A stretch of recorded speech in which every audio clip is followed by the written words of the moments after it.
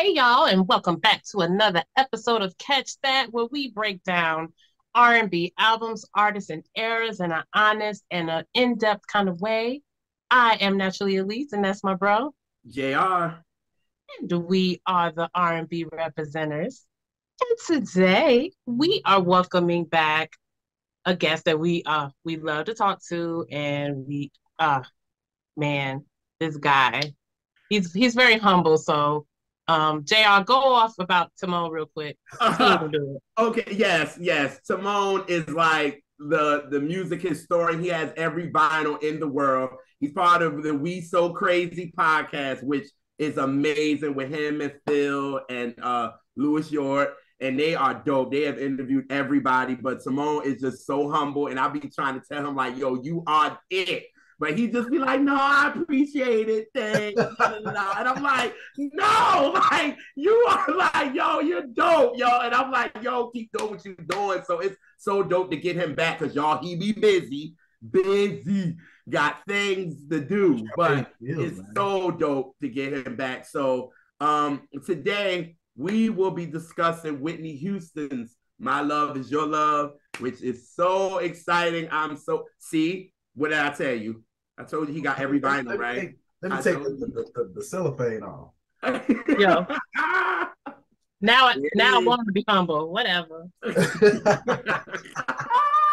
Oh God. So we did a Whitney show we did with Quincy. That was a really, really good show that everybody really, really enjoyed. We did the debut with her. Quincy, if y'all know her, she is like one of the biggest Whitney fans you ever know. She interviewed Whitney during the My Love Is Your Love era. So it was great to talk about with her. So when Tamone hit us, was like, has anybody talked about My Love Is Your Love? I said, absolutely not. And Elise is going to love it because this is the album that she wants to discuss. You know what I mean? So this is great. We're going to get into every track, all that. But Tamone, I have to ask you, how did you even get into Whitney? What made you love her? Because I know you're a big fan of her. So where did it start with you?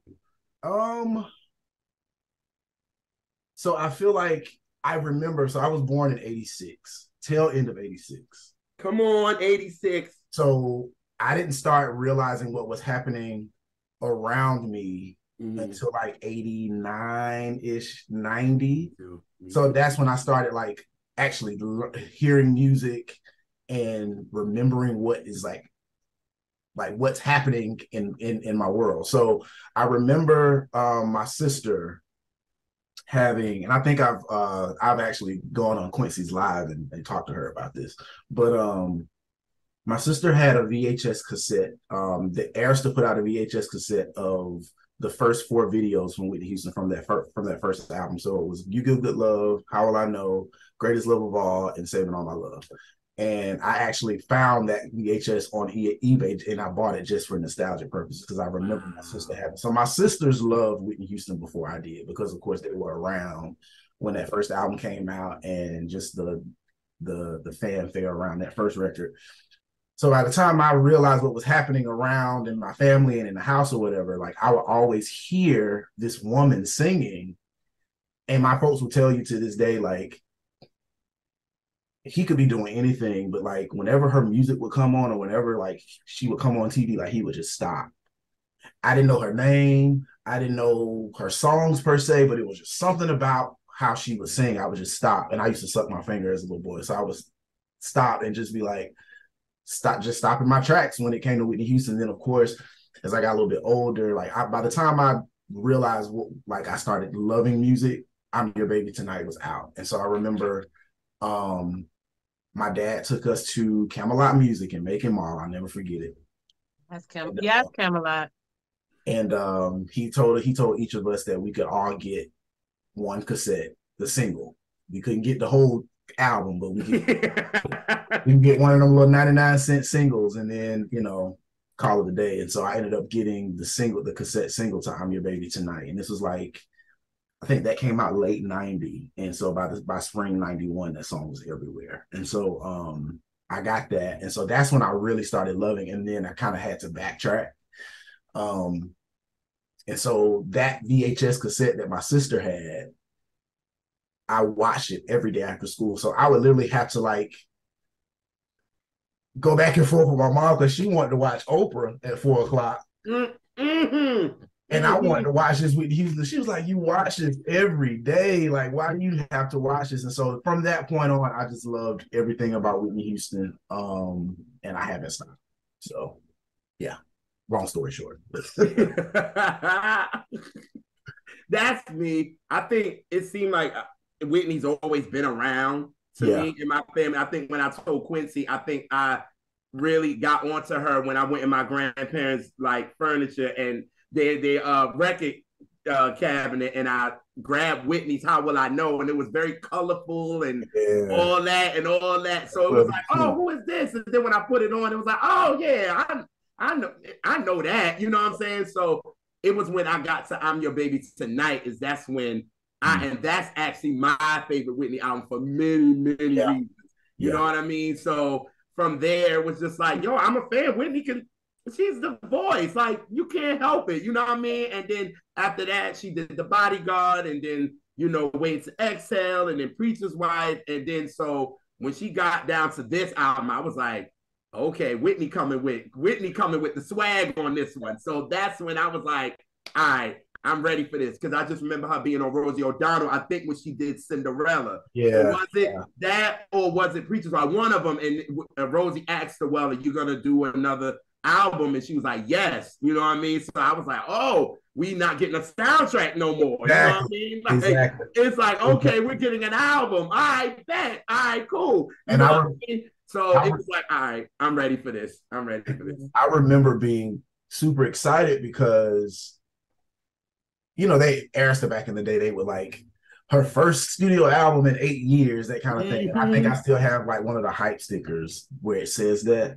But I remember being so excited, and then the hype around the Mariah and Whitney duet, because that was like the first single for both of their projects. And so as somebody that's like that loves sappy ballads, that was for me, like, I was crazy excited about that. And I remember, God rest her soul, my elementary school principal, Dr. Karen Kunke, I went to a fine arts elementary school. And so she just, for some reason, this lady just took to me, and we always talked about music. And this is a white lady that's, I can't remember where she was from. This is a white lady that just loved Black music.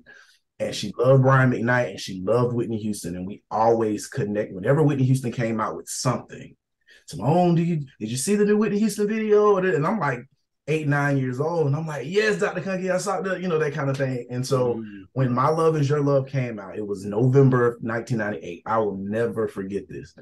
She took me out of class. You probably can never do this nowadays.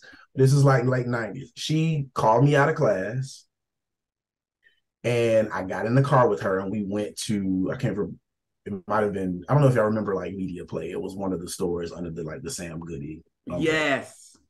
We went to Media Play, and we got Whitney Houston, My Love Is Your Love, Mariah Carey's Number Ones, because both of those came out the same day. That particular week was like a crazy music release week, because if you go back, like, I don't know if y'all remember, MTV had like a spanking new music week. Yes, they did. And it was so many people coming out that week, and I get chills just talking about it, because it's like the excitement that I felt watching MTV that particular week was like nuts. And I don't think we'll ever get that ever again. But we went to the store, got that album, and I didn't necessarily own the album, but she let me take it home and like make a cassette of it.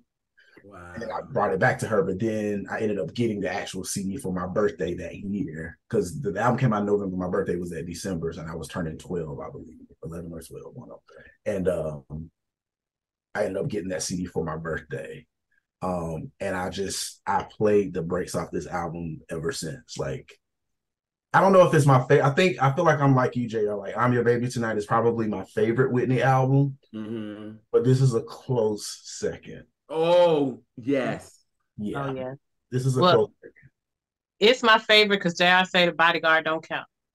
I don't get to claim that one. So if I can't, no, I'm teasing. But but as far as being introduced to Whitney, I do not remember a world without her. I was born in 79. So I was a aware kid in time to get the whole career. Yeah. From Wow. day one, you know.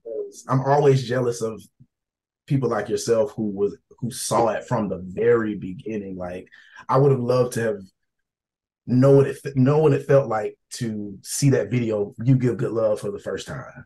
Because I always Yes. everybody, it's almost like everybody's story is the same. They're like, they saw this beautiful lady in this video and they're like, everybody's like, who is this? Mm-hmm. I would have loved to have been around back then, but I ain't come to Wow. it. So Man, I be seeing people like on Twitter and all that, like they was there when like they were paying attention to her, like when she did Memories, the joint Memories. And it was just like, and yeah. mind you, you know, when I actually had to go back to listen to that when Robin came out with her book and she talked about Gotcha. memory. And Yeah. I went back and I was like, damn, she sound good. And she was like, what, 16 when she did that record? And I was like, shit. And I see so many people on like Twitter was like, yo, when that girl came out with Memories and it was a rock band, everybody was like, yo, who is this girl? Like, who is this? You know what I'm saying? And it was just like, I wish, like you said, Tamone, I was there when You Give Good Love aired. You know what I'm saying? Like, I wish I was there to be like, I was there from the beginning. You know what I mean? It was just like she came in and it was like the voice is here. You know what I mean? Because like they did say, you needed that. You needed that, especially where the experimental, and me and Elise always talk about that experimental era where it was like, you didn't have singers, you know what I mean? That was crossed over. You didn't have that. You had like Stephanie Mills that had a little bit of a crossover, but that, and you had Phyllis and you had all those, but they were that. You didn't have a girl that was able to get that MTV exposure. And once Whitney came out, it was like, boom. Yeah. Okay, now we got somebody, and then she got backlash for it, which I think was stupid, but yeah, that's neither here nor there. But so after that, okay, so you said you got My Love Is Your Love with your teacher, right? Right. I never forget when I got My Love Is Your Love. Me and my mom, every weekend we would go to the record store at Sound Express in New Brunswick to go get an album. Okay. So this is 98 in November at the end. And my mom was like, all right, we're going to go to the record shop. Because like you said, Spanking New, that week, it was so many people coming out. So my mother was like, okay, so who you want to get? She was like, you can pick one. That's it. You can pick one. And I said, all right, because we were still on Lauren, because Lauren just came out in August. I was still on Brandy that came out in June. You know what I'm saying? I still was on Monica that came out in July. So I'm still there. You know what I mean? So mom is like, all right, so who you want to rock? Because she said, I'm sticking with Lauren. That's where she was. She was like, ain't no other music getting through to me, but I'm not going to stop our daily routine of going to the record store every week. So I was like, all right, give me Whitney. She was like, you don't want Mariah? I'm like, nah, I don't want a greatest hits album. No, give me an album. And she was like, all right, so we put it in. And I just remember listening to that whole thing. And I was like, Whitney came with the swag. This ain't the you know, the Whitney that we were all introduced to, like that debut and that all that. I said, oh, Whitney coming with the swag. If y'all were complaining about her blackness, oh, you can't do that on this one. Because Whitney came with the fever with this one. So I was just like, we in there, you know what I mean? So I'll never forget that, because I'll never forget walking out of there and mom was like, you can get one. That's it. And I was like, all right, I'll pick Whitney. My Love Is Your Love. And I remember it was a couple of people coming in behind us that was getting it. So for me, I'm thinking, oh, Whitney gonna come out at #1 next week for real, and she didn't. She did, and I was like, so much competition then, though. Yeah. And by then, go ahead. So just to give you a little perspective of everything that was out in '98, just for the audience who might not have been there. Like I said, Miseducation of Lauryn Hill, Keep the Faith, Faith, Never Say Never, Brandy, Into the Drew Hill. To Me is self-titled, Maya self-titled, Aretha Franklin, Monica, The Boy Is Mine, Maxwell, Embria, Room 112, Playa, Kenny Lattimore, Nicole Ray, like it just, Deborah Cox. Yeah, Deborah Cox was killing. Montel Jordan, Yeah. like Yeah. you know, and that's when you got your Davinas, and you just had it was Kurt Franklin. It was a lot going on. Yeah, yeah. So that makes sense. But when I first heard it, so that's how you feel when you first heard it, Simone. Like when you first heard the whole album, how did you feel after listening to it for the first time? I remember just being intrigued by, because you know they really drove it home that she worked with Missy and she was working with Lauryn Hill and she was working with Rodney Jerkins and all these people. And so with the first single being When You Believe, it was kind of like, okay, this is expected from Whitney. Like this kind of record is expected from her. But then I just kind of put the CD in, and then it kind of starts off with of course it starts off with It's Not Right. And I just, when that beat dropped, I was like, what in the world? Like it was so different. And I remember playing that one, like I didn't get to the rest of the album for probably a couple hours because I kept playing that record over and over again because I just could not believe Whitney Houston was singing over a beat like that, over a record like. And so, of course, I get to Heartbreak Hotel, and you know that was around the time when I always call it and not everybody may not agree with me, but I always call it like the Timbaland 1 in a million factor. Like after 1 in a million, everybody wanted that like double beat or like the intergalactic type sound. So like Rodney Jerkins came after that and started creating those kinds of sounds for Brandy. So Shock and Carlin started coming around that time and doing those same kind of beat, that kind of thing. And so when I heard Whitney, and then she had Kelly Price and Faith Evans on the record with her, and they were singing over a production like that, I'm like, okay, Whitney is like, y'all not gonna count me out. Like I still know what the fuck is going on. Right. Music. So that's that, and I was like, okay, Whitney. And then of course My Love Is Yours. I just felt like the album was great for that time, and that she, I don't know if she had to fight, but she probably was like, yo, like, I'm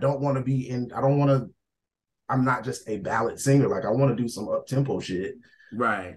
That, you know, the niggas can get with. Like, and so I felt like, and I do remember that was the first time, like before we started recording, we were talking about the hip-hop episode that I did with We Sound Crazy, and how my aunt introduced me to all that hip hop stuff. So she was never really into Whitney Houston like that. But I knew when I saw her rock jam into It's Not Right, But It's Okay, and to Heartbreak Hotel, I'm like, okay, Whitney got something here, because she got hip hop heads that are kind of like, oh, this is kind of jamming a little bit. Like they didn't feel like they couldn't listen to her music. I feel like she had finally kind of turned the tide over from her not quote unquote being Black enough. And it was like, it didn't feel forced. In a lot of ways, it felt like it was like, okay, it's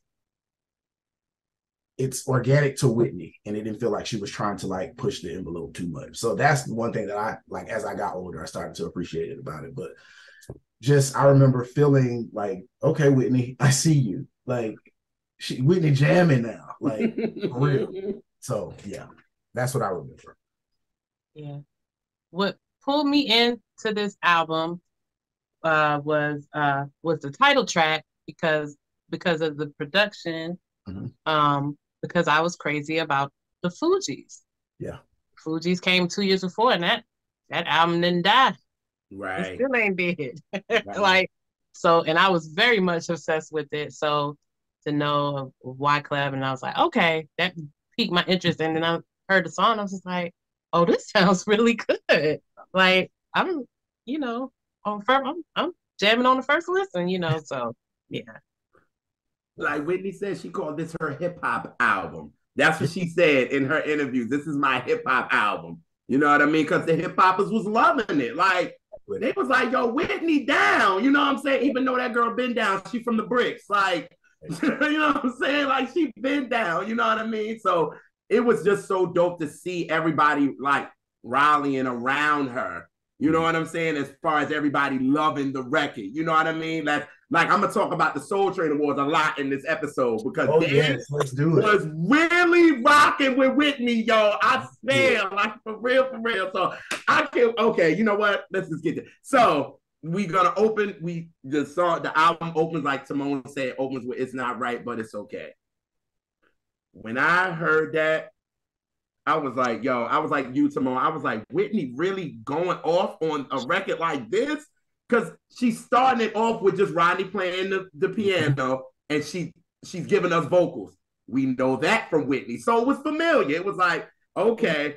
But I told Elise on the phone a couple of hours ago, it was that damn, I found it in your credit card receipt. Yeah. That found. Yeah, Whitney meant that shit. She meant that shit. I don't know where she was coming from, but she meant that found. I said, even every live performance she has done, she would be like, I found your credit card. See, I was like, ooh, Whitney meant that shit. I was like, okay, Bobby. But I was like, you know what I mean? So I was just like, yo, she came and it was just, like you said, it didn't feel forced. It felt like, Whitney, okay. Yeah, and I'm already coming from this Never Say Never with Brandy already. So I'm like, okay, Rodney gave us something like this, but okay, Whitney, I'm with you. So I love this record. And then to know that Clyde played this for Whitney and she went nuts. Yeah. Like she went nuts. Like, yo, this is it with me. You know what I mean? So I love how she starts it off because to me, you got to start the album off the way you want and how you want the feel of the album to be. And for Whitney to start this off, Whitney was like, niggas, I'm here. That's what I got. You know what I mean? Like, I'm here. Like, y'all been complaining this whole damn time, even though I done gave y'all Swag on Waiting to Exhale. I gave y'all me on Preacher's Right, but clearly y'all still with the shit. So you know what? I'm going to open this shit where it's not right, but it's okay. You can't talk no type of shit at all. You know what I'm saying? Yeah. So I love it. I loved it. But when the video came out, like, and I see, and Whitney, she was just looking confident and looking gorgeous. Mm-hmm. Like, she was flawless. Okay. Mm-hmm. On this era, it was on point. Yeah, the hair was laid, the fashions, the makeup was right. Like she was beautiful, right? So yeah, I loved the I really don't want to use this word, but I can't think of another word. I love the edginess of just the whole era, but then specifically to your point, at least that video, and just how it wasn't a lot happening in that video. It was the black background with the glass table, and she was just sitting there, and it's just they hit all points, matching the song up with the perfect video. And I specifically for that song, I do remember the summer of '99 when, like, I even loved how they took the what was it, Thunderpuss remix? Yes. And that was everywhere too. Like everywhere. I still play it at the bar. that shit goes off. Like it's I mean, I loved how it just that remix, it didn't feel out of place. It was just like it was a natural progression from the original song to the remix, and I loved everything about it. So yeah. And for her to perform, she performed that joint too. Didn't she perform it at Pride that year? She did it. She did it at the Gay Pride that year. I remember seeing that on like MTV, on like the little MTV. That's where I saw it from. Okay. Over and over again. Yeah. And then I think they eventually put that on the Greatest Hits DVD. Oh. And recently, I feel like on her YouTube channel, they actually put out the full performances. Oh, okay. For a long time, it was just the clips. They put out the full performances of. It's on her YouTube? It's on her YouTube, if I'm not mistaken. I could be wrong. I saw it recently.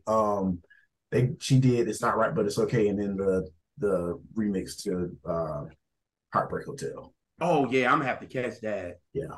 So the fact that you brought up the Thunderpuss mix, so this is the same year also Deborah Cox, Nobody's Supposed to Be Here, and Hex Hector did the big remix for her. So that was kind of a thing of taking these big R&B vocalist songs and making these club mixes. And they worked. Yeah, they did. They really did. And I don't always agree with everything Clive did, but I do respect the fact that he knew how to, in a lot of ways, kind of put like the Whitneys and the Deborahs and even like with Tony and Faith and all of them, like, because they were all under that Arista umbrella with their respective, like, Bad Boy and LaFace and all that. But like he was able to kind of take those R&B records and really kind of set them up for success in the pop and white markets with those remixes, and did a damn good job with It's Not Right and Nobody's Supposed to Be Here, and I think it's probably a gazillion other ones, but yeah. He made that Deborah lane. That was Deborah's lane after that. That was her lane after that. It was like, it's so interesting. It's, the kind of those club kids, they now know songs that they might not have necessarily ever been exposed to or gave a chance. Yeah. That's true. And so so every now and then I have a random white person and they be like, oh yeah, Deborah Cox, Nobody's Supposed to Be Here. They can't tell you nothing else. Right. But they gonna tell you that fun fact. Yeah, it's true. That's very true. Speaking of Nobody's Supposed to Be, and I know we're talking about Whitney, but I recently watched the Montel Jordan Vlad TV interview, right? I didn't know that he was trying to pitch that song for like, originally they wrote it with Patti LaBelle in mind, but like he was trying to like get stuff to Whitney as well. Like, yes, I was shocked my damn self. And Clive was like, okay, maybe we'll cut it on Whitney. Like maybe we'll cut it on, Deborah. Maybe we'll cut it on, because I think he said Puff was like, I want Faith to do it, and I want that to be her first single. And then Faith didn't do it because he was saying something about Puff wanted to take all the publishing or something like that. So they was just like, nah, we're not gonna do that. Oh, shocking. And then Clive was initially Clive had in mind for Whitney to cut it. Okay. And then he was like, no, I want Deborah to do it. And initially they were like, Deborah Cox, like, we want Whitney Houston to do it because Whitney Houston is like huge. Deborah Cox is still coming off that first album. So it's like they didn't know whether it was gonna be that huge. And he was like, when she did it, like it was almost like she came in the studio probably knowing that they didn't want her to do it, and she had a point to prove. Like, I'm gonna sing this song, sing the fuck out of this song, and then I'm gonna make your ass a believer today. And she absolutely did. I loved hearing that story because it's just like, I think to myself, like, what if Patti LaBelle would have gotten that song? What if Whitney would have gotten that song? Like, would it have been able to kind of do what it did, or that kind of thing. So, but yeah, wanted to bring that up because we had kind of touched on. Oh yeah, I get that. And speaking of going back to It's Not Right, but It's Okay, and I said I'm gonna be bringing up the Soul Train Awards a lot in this episode because obviously I always go in for them because I feel like they matter. To be honest, and that was the year that Whitney actually hosted the 1999 Soul Train Award. So when she came out to do It's Not Right, but It's Okay, and like y'all said, the confidence she had in the video was the confidence she had when she walked out. Because Funk Master Flex, I'm gonna leave that alone. And Whitney walked out, and she walked out with so much confidence, like so much swag. Oh my God, the little dress, and just walked out like, I'm about to eat this up. You know what I'm saying? And she did, and I love it because it was like, I posted like, maybe it was over like a couple of months ago, I posted that as my like Flashback Friday. I don't know why, but I was like, I was thinking about that performance, and I was like, she was so confident. You know what I mean? Because the Soul Train Awards kind of was a big thing in her career. Yeah. You know what I'm saying? After being booed, you know what I'm saying? It hurt her. Like that to me hurt Whitney a lot than a lot of people think. Yeah. And for her to like come back with an album like this and to walk on the Soul Train Awards and to be hosting it and like, y'all, like, here I am. Like, I've been with y'all the whole time. Like, now I'm gonna walk in with an album that y'all want, and I'm gonna eat this joint up. And she did. You know what I'm saying? Yeah. We all know Whitney.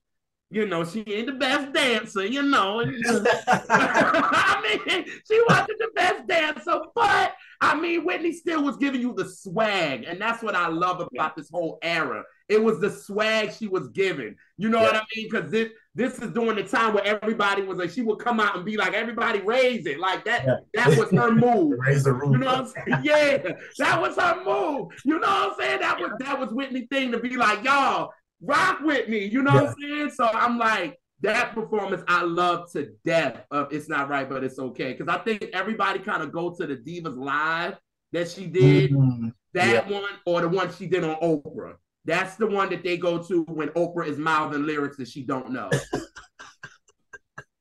but it was just like, yo, that performance, she just owned it. And when you talked about the confidence, that's what brought that up. Because that performance at the Soul Train Awards, she was so damn confident. I loved it. And then it was just like, because she came out with a song that I love to death. And I can't wait to get to that. So I remember, like, it was almost like the second wind of the whole My Love Is Your Love. Because you know, when they did When You Believe, and what was the single after that? Heartbreak Hotel? Yes. She had like the blonde wig. And she had like a certain look for those first couple singles. Heartbreak Hotel did its thing. And then by the time we got to Soul Train, what was that, March of 99? March, April 99, somewhere in that spring time? Because I still have the VHS where I recorded, like the VHS that I recorded that soul, because I knew she was hosting.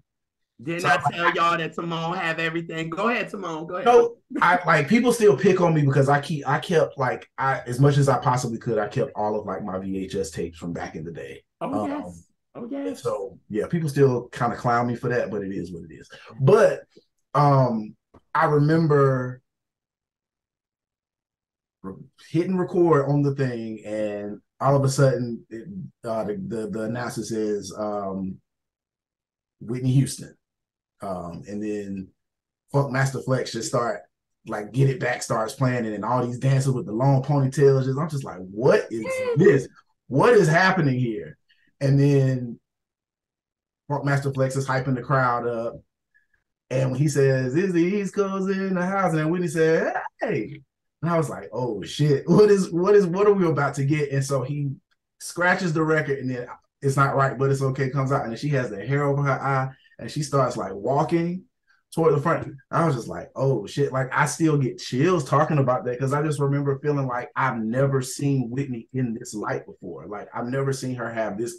We didn't call it swag back then, but I've never seen her with that kind of swag. Me either. And y'all. Yes. And I was just like, yeah. And then from that point on, then the video came, and it was kind of like a recharge of the My Love Is Your Love era to me, because it was kind of like a second win, and she had a different look, and I just loved everything about it. So, and you could tell she was having fun with it. It's a fun record. And then to win the Grammy, which I can care less about, but to win the Grammy and to have fun with a song and to win the Grammy for it, I think that's why I think Whitney was shocked, because you saw the reaction she gave. It was like, wait, what, for this? Oh, okay, cool. You know what I mean? She went out and was like, you know, to win it. So it was just like that whole thing, like you said, Simone, just the swag she had on it was just unbelievable. Right. And she was just in a spot that we've never seen her, because now she had the little short cut to the side and all that, and blood cut, yo, it was no more the blonde hair no more. It was like that was gone. She even had like the breast pushed up and everything. I was like, hello. Okay. I know Whitney. Come on, I love Whitney. I love your girl. R.I.P. to you. But I know that dress was a little tight. I know Whitney probably was.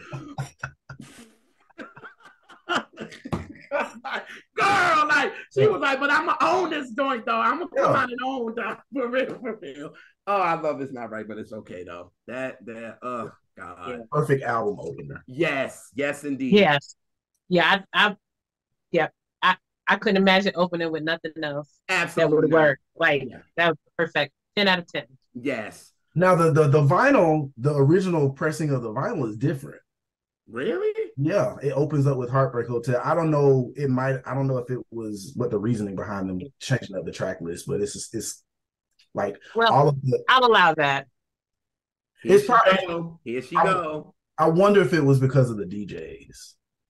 Oh, could be. Because like all of the like the mid tempos and the up tempos are like on the side A and side B, and then you get to side C and D, all of the ballads and the slower songs on like the last 2 discs. I always wonder, I'm like, why did they change the track list? But in my mind, I'm like, I wonder if it's because Heartbreak Hotel Is Not Right, Get It Back, If I Told You That, those were like records they were trying to get DJs to push back then. Could have been. Yeah, that was smart. Well, speaking of Heartbreak Hotel, that's the next record. I have to say this. I feel as though people really don't understand the magic that we got with those 3. I don't think we understood that back then. I don't think everybody really caught, even though the record did great. It was a top 2 record, like crossover as well. And I think it also gave Faith and Kelly a bigger audience because Whitney let them shine. Yes. Y'all go ahead. I'm in this world. Y'all come over this world, so I'm gonna let y'all have it. Let y'all win. You know what I mean? But I think, to me, people just don't appreciate them 3 powerful vocalists on one song, and it was actually good. Good. You know what I'm saying? Like, good. That song is velvet. Like it is. You plays it with those 3 powerful singers. That could have been a mess real fast. Oh yeah. And they avoided every pitfall of that particular scenario. So, like, they sounded they could have made more songs. They could have been a little girl LSG for all I care. That'd have been they really could have. They could have, yeah. I love that concept. Oh God, yes. The thing that I love about Whitney in general, and just specifically this record, the full album, is her knack, or she really like loved the idea of camaraderie. Like she would use her platform, to your point, JR, she would use her platform to really like expose a Kelly Price, a Brandy, a Faith Evans, a Monica. Like she wanted to see these ladies win. Yeah. And it's like, I think she knew like I'm the shit. People are gonna they're gonna buy it. So I'm gonna put these girls on here so they can, and not to say that, Faith Evans had already had her 2 albums out by then, and Kelly Price had already come out with Friend of Mine. But I just think, to your point, it really helped elevate them. And then it was just like, it was just the perfect features for that song. Like I don't know if, I always think to myself, like, could I hear anybody else on the song? And I'm just like, nope. That was the perfect trio for that record. Yeah. But they wanted to give this joint the TLC though. I'll say it. We need vocalists. Yeah. I'll say it. But also going back, just backing up a little bit. Yeah. Not only did you have 3 powerful singers on it, you had 3 people. Yes, Faith just had a couple albums out and Kelly had 1 out, but they were in the business. Yeah. They on the back end, on the production side. So you get 2 people on the production, vocal arranging side of things, right, and writing side of things. And they knew that brings something to the song that no other artist that doesn't have that particular background is going to be able to put out. Yeah, and Whitney ain't got she ain't having to teach them that. She's just like, okay, they know what the hell they doing. Let me bring. Yeah, they have to teach nothing. Yeah. they came in, and I'm sure a lot of it was just the chemistry and the vibe of some of the stuff that we got on there. That's It's all what that. that's what Faith, because Faith was like, I was nervous. Yeah. Because she was like, I was very nervous to go in because she was like, I do what I do, but I'm going into her domain. Like, and they like, and Whitney was like, girl, give us what you gave us on that debut. Yep. It was like, she told Kelly, give us what you gave us when I heard you sing on Friend of Mine and I was about to crash on the turnpike. Like, give me that. Like, I don't care about none of this. Do you? And then they said it made them feel a little bit more comfortable then. It was like, we with the premier vocalist, and we just these new girls, even though they ain't hardly new because they've been in the industry for the longest. But it's like they just getting their feet wet by having their solo projects and stuff. And it was like Whitney, like y'all do y'all, because I'm gonna do me. I'm gonna let you know that now. I'm gonna do Whitney, but y'all come and do y'all. You know what I mean? And I just think it was so great. And what they did on the Rosie O'Donnell performance, and you know, Kelly Price had to let everybody in the world know what happened at that. I love that story. I love that story. I love it. I said, Kelly. JR, what? JR talking to, but on this show and in our lives, he's told that story at least 5 times. Because I love it. I love it so much because that just goes to show how Whitney was a real one, yo. She was like, don't be telling people that's with me on my record that they're doing extra to try to outstage me. Kelly sings like that. So don't ever make her uncomfortable to do what she came to do. And Whitney was like, no. She was like, y'all got to be out. What executive told you that shit? And Whitney told them, you are not allowed to be here. Like, that's some real joint. Like you said, Tamone, she was all about togetherness. She wanted everybody to feel comfortable that was with her. You know what I mean? And for her to do that, that's why Kelly goes so hard for her. Because she like, Kelly could have been on some, I mean, Whitney could have been on some shit like, oh, okay, they told you that? All right, cool. And just go along with it. But Whitney was like, no. You're not going to do that. And I like at the end of the performance when they was done and Rosie O'Donnell came at the end, Whitney was pointing at both of them like, y'all check them out. Like, don't worry about me. You know what I mean? Check them out. They dope because I wouldn't be singing with people that ain't. Because what Whitney told you is one of her shadiness. I love it when they got, you know, videos of Whitney being shady. And she said, I listen to singers. Singers. You know what I'm saying? That's it. So you know she's not going to sing with somebody, with people that ain't singing. You know what I mean? So I love that. And I love telling that story because that just showed me how Whitney was a real one, yo. She had no egos. Like, I mean, we just gonna talk about, you know, the Rosie O'Donnell performance because we ain't gonna talk about that billboard. Ooh. Right. Next. But I have to shout out Tamara Savage, who actually wrote the record. Right. And she said, yo, she literally wrote that record in like 10 minutes. Wow. And she was like, she's so upset that she didn't get to meet Whitney. What? You know how, she never met Whitney, Tamone? No. I'm sorry. If I wrote a top 2 Whitney Houston record, I'm going to Arista. I'm going somewhere. She did, but you know who we already said it. You know who that had something to do with it. Who? God.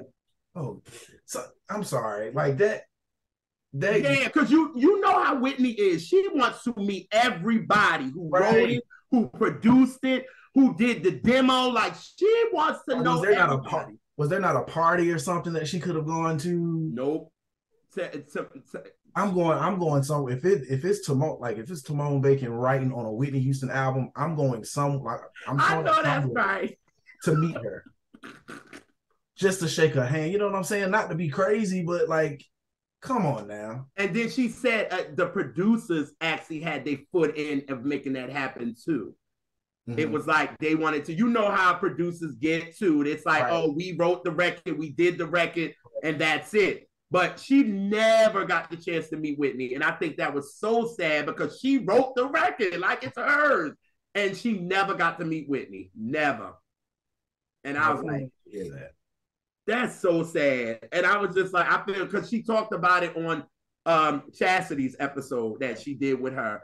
Okay. And she was like, she never got to meet him. She never got to meet her. But she's thankful that she got that, Whitney ended up getting it, and her and Faith and Kelly did what they need to do with the record. So she was like, okay, it's a win, but I would have loved to meet her, and she never got to meet her. So I feel so bad because I'm like you, Tamone. My name on that.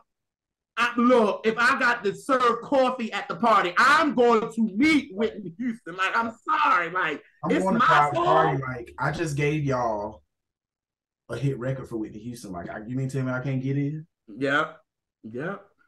Sad. It's so, yeah, I feel, but shout out to you, Tamara, the girl, because she's mad cool. So I just wanted to show a little bit of love for real, because this is her record, and Whitney, Faith, and Kelly really, really did what they need to do. And I don't think we will ever get something like that again. Oh. And we didn't understand what we had with this record either. So that was a true, I always call that like an auntie anthem.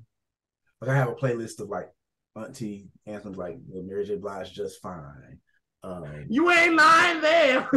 And I remember back in the day, like my Aunt Lisa, my Aunt Stacy, just like all of my aunts. My mom was like in her late 30s, early 40s then. So like all of like the late 30s, early 40s women in my family loved Heartbreak Hotel. And I remember we were at a family function and like we were doing karaoke back then, and like all of them got up at the front of the thing at my aunt's house and kind of was lip syncing to Heartbreak Hotel. So when I hear that song, I think about that. So like it's like to me is like one of the auntie anthems. But and me myself being an auntie, I can I can confirm his statement. You a fool. Bonafide auntie record. Oh yeah, he ain't lying. That's true. All right, My Love Is Your Love, the title track of the album. This is when my mom, it caught her. Finally. Okay. It took her a minute. It's hard to get through to her. But again, she was on Lauren's Miseducation, which was very islandish, like Forgive Father and those type of records. So when she heard this, my mom was like, oh, wait. Like when she was driving and we driving home, I'm just seeing her. Oh, when I know she does that, I'm like, oh, she like it. You know what I mean? If she just, it's not right. She was just like, okay. At Heartbreak Hotel, she was just like, oh, they singing. Like, okay, cool. But when we got to this, it was like, oh, okay. All right. It's a little island, little flavor. Okay. And my mother was like, what, did Lauren do this? And I was like, Ma, and I'm looking at the line of notes while we're driving, because she's driving. I'm like, Ma, you petty. I was like, you petty, but this was Wyclef. I was like, this is Wyclef. He did this. She said, oh, wow. She was like, wow. And I love it, because it sounds like something that I think Whitney really believed in, especially the first line. If tomorrow's the judgment day, you know what I'm saying? If I was standing on the front line, I'll stand it with you. Like that's her. Like she, in her interview, she talked about it. And like she said when she first heard it in the studio, in the hotel with Clive, when they sit there and listen to thousands and millions of songs, and she said she heard it, she just she lost it. She was just like, oh yeah, this is the one for me. You know what I mean? And then to know when Wyclef was like, he in the studio with them, because he was just on the rail a couple of, I mean, the reel is canceled now, but when he did their episode, he was like, yo, y'all don't know that Bobby is actually on this record. But he had to tone down Bobby's, backgrounds, because, the label didn't want all of that and all that drama. So he said this song is the feeling of what he saw with Bobby, Chris, and Whitney. It was all three of them. So he was like, he knew, because Bobby Christina would be in the studio like, sing, mommy. He said, let's put that in the record. Like, okay, cool. You know what I mean? And then you got Bobby that's on the backgrounds. It's a family thing. So he was like, yo, it worked for him. And you could tell Whitney really loved this song. And that's why she let Bobby Chris come out on tour and sing it with her. And that was their song together, because it was so family. It was so them. So this is one of the records that I really, really love too. What I still love about this song was it wasn't. It was still current for the time, but it wasn't like how It's Not Right, But It's Okay at Heartbreak Hotel, or kind of like Whitney in. It's like a slight departure from what people were used to from Whitney. My Love Is Your Love, it was still current. It still had like a groove to it. Mm-hmm. But at the same time, it was palatable for people that might have been looking for that. Some people call them "We Are the World" kind of anthems. Like if you were still looking for that, that greatest love of all, that song where she's not, where she's kind of talking about something that's super generic. Mm-hmm. I think My Love Is Your Love was that for a lot of people. Like I remember watching the Arista 25 special where she was singing it, and Sissy was in the audience singing every song. And in my mind, I'm like, I think, of course, I know Sissy knows her daughter's music, but I can't picture Sissy singing the words to It's Not Right, But It's Okay. You know what I'm saying? My Love Is Your Love is a song that everybody could kind of relate to. It was a very across the board kind of record. Mm-hmm. And I love the fact that Wyclef made a song that still had a groove to it, and it didn't feel stale, but it was still something that could be played at the elementary school. We don't get a lot of those records now. We ain't got no talent show records now. Say that shit again. But back then it was like, okay, it had a groove to it. I could play it at school. If my school we had a dance or something, like I could still tell the DJ to play it, and we didn't feel like, oh my God, it was gonna be something crazy being said in the song. Mm-hmm. So that's one of the things I appreciate about it. And then I love the fact that we're just the song, like she always talked, like to your point about the island sound. Like I feel like they tried to do that again with like I Never Left, and I love that record too. But this right here, she was really in her zone, and I just and so yeah. When she again, she did this on Rosie O'Donnell, and I loved it too. Mm-hmm. Whitney had her little white handkerchief, baby. Baby, let me tell you something. Like you said, she had the blonde wig, because she didn't have the It's Not Right, But It's Okay vibe yet. Like you said, that kind of brought new life to the album. You know what I'm saying? It was like a whole different thing. But this one, she had a little, you know what I'm saying, her little blazer, and she was just rocking, you know what I'm saying? Like giving the audience that inspirational stuff, that generic. Right. It wasn't generic, but that's the word I'm thinking. But it was just like she was giving the audience, her audience, that mainstream audience can relate to it, but also we can too. I think the word y'all are looking for, more universal topics. That part. Yeah. Thank you. That's why you're a writer. But yes, it was very universal. You know what I mean? And that's the type of records that we love from her. Mm-hmm. You know what I mean? Like you said, The Greatest Love of Alls, and the Miracle, which is the top 5 joint of mine. Yes. Yeah, Miracle. Oh God. Yeah. Shout out to Babyface and L.A. Reid. Jesus. But these are the type of records that you need. And I think Whitney just was so dope with it. And you could tell the feeling of it. It was real for her. It was real for her. Yeah. Like she said, if it ain't something that I don't like, I don't sing it. Like, that's her. You know what I mean? So, My Love Is Your. Okay, so we're going to.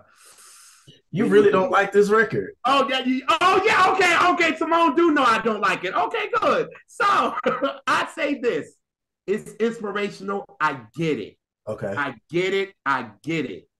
But to me, it's just too bland for me. Okay, it's bland, and the only reason why I say that is when they did it at the Oscars, Whitney brought some more soul and gospel to it. Because the look that she even gave, Mariah gave her a look at the Oscars. It was like, oh, this is what we're doing. Like, Whitney was like, she gave more to it. And I'm like, to me, you brought Whitney and Mariah together. I think that and the media behind it, really, I thought they really thought it was going to sell the record.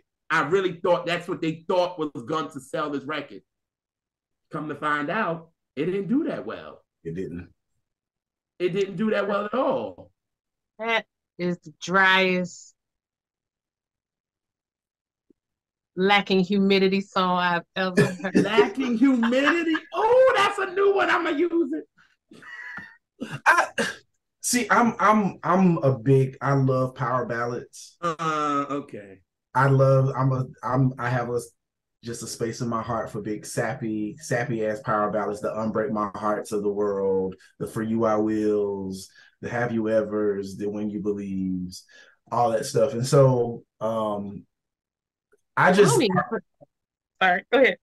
No, I just remember just being crazy excited that, okay, Mariah and Whitney are going to be on a record together. And there was all this hype around it. Yes. Oh, y'all remember there was all this hype around it. Listen. And the song hadn't even come out yet. Yep. But people were like coming up with their own assumptions of, okay, that must have been, separation of church and state, because you got Whitney is a diva over here. Mariah's, had been in the game, 9 years by that point. And so she was killing everything she was doing. And so I just remember white media, because it wasn't none of the black folks. Black people were just, glad to, get something from Whitney Houston and Mariah Carey. But the white media was like turning it into a negative, like they always do. And just to see them together,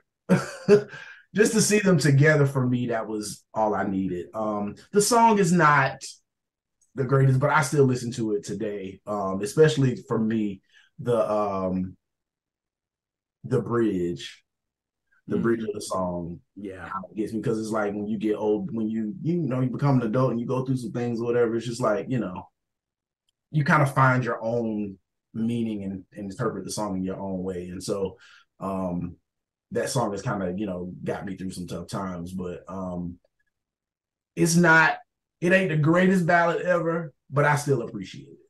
And I just love the fact that they did a song together.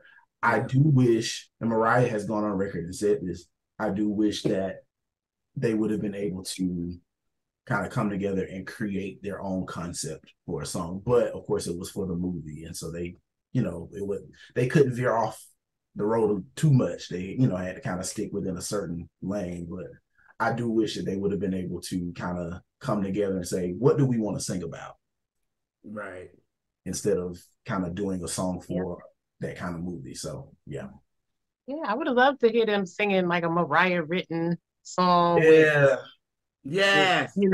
With her arrangement, and then Whitney like freestyling her. That would have been nuts. Yeah. I also think that they thought this was going to be another hero. Yeah. But Mariah didn't write it. You see what I'm saying? I think they thought that this was going to be it. And it was like, I think the hype made it what it was, just like music now. Mm-hmm. The hype, you know what I'm saying? And then I think once people got the record, it was like, so this is it? Yeah. Like, you know what I mean? That's what I think that people felt like, oh, so you get, because like you right, Tamone, the hype between Mariah and Whitney doing a record was freaking huge. Yeah. Like everybody was just like, whoa, we didn't even know what the song was. We didn't know nothing. We just knew that them two did a record with each other and it was nuts. So it was like, oh. And then when you got the record, it was like, oh. You know what I mean? Like this is what, okay. Because you got Whitney and Mariah. This should have been a top 5 record, Hot 100 off the break. You got two of the biggest that owns Hot 100, and this only peaks at 15. Like, with all the hype centered around it, it was like, that's when I knew also that there was a new game. The game wasn't the same no more. Exactly. You know what I mean? I think had that record come maybe in like 94, 95, maybe it could have done something. Mm-hmm. But by the time you get to 98, it's just like the grooves are different. We had already gone through. I keep going back to this album because I just feel like One in a Million, Timbaland and Missy changed the sound of what people wanted to hear with that album. Yeah. And by the time we got to When You Believe, it was just like, there was still ballads kind of penetrating the marketplace, but people just didn't, they kind of had started to move on from that kind of sound by then. And so, I really feel, I wish they would have took a stab at another song after that. Right. Just to kind of see what they could do outside of like the big ballad. Because I feel like if they would have been able to kind of bring their personalities to a record that was like a fun record or just a swaggy ass record or something like that, I feel like it would have kind of helped redeem the idea. I mean, Whitney tried to do that with somebody else. I'm gonna get there because the writer up on this album tried to create something back then for two big artists, for Whitney and Aretha, and we see what we got there. You know what I mean? So, it was a little, Lord have mercy. But I think, too, that it was Brandy and Monica that was still killing it with The Boy's Mind. Yeah. That was another thing. They were killing it with that. It wasn't nobody fucking with that record. And Brandy has talked about how. Yes, When You Believe, as much as I give it a little fever, but I can respect it though. But I wish it could, like Tamone said, I just wish it could have, Whitney and Mariah could have did something together later on. You know what I'm saying? And it could have been better than that. It was just for the movie, and I guess they couldn't be really creative with it, and they just. Right. It was like, bring your voices and that's it. Yeah, you know what I mean? Formula. Yeah, like bring your voices and that's all we need, and we don't need anything else. So I guess Whitney did it, Mariah did it. It was a time the hype kind of was more than what the record did, and that's just what it is. So yeah. So nice. All right. So we get to If I Told You That. Y'all, this was a song that Tamone, you said if it's not right, but it's okay. You kept playing. This is the record that I kept playing over and over and over again because I love the dramatics of this record. It's very dramatic. Yeah. The production from Rodney is very dramatic. Like the way he's playing that piano, like it's just so dramatic. It's very it's like an opera to me. Yeah. Like it's just that, you know what I'm saying? And this is when, and I don't want to be shady or nothing, even though I know I'm a little shady, y'all, but I'm not trying to be shady in this point. This is when I knew, yes, this is not the 1980s, early 90s vocal of Whitney. This, to me, is when I got, okay, Whitney is giving me more passion than to be a perfect vocalist that she's always been. This is the record I was like, okay, all right, this is not the perfect I'm Your Baby Tonight, Bodyguard, Whitney, the debut. This is Whitney giving me passion. Yeah. Now I'm getting into that Mary lane. Not saying they're the same vocally, people, please. Right. But I'm just saying the more of the passion of that. And I was like, I'm with it. You know what I mean? And I loved it. And I kept playing over and over until my mother was like, will you stop? Like, will you stop? But I loved it. And I just didn't like when they kind of brought George Michael in. To me, it was a little, it didn't fit to me. You know what I mean? And after reading Robin's book, I said, oh, wow.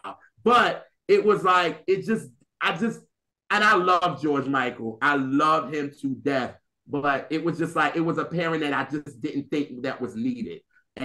But I love this record. I do. I love it. So that was another song for me where I was just like, okay, Whitney. Like, it felt, a lot of the up tempos on this album feel like she was supposed to be singing those songs. It didn't feel, there are some moments in her catalog where it was just like Love Is a Contact Sport, like some of them up tempos that she would do from time to time, it just felt a little forced.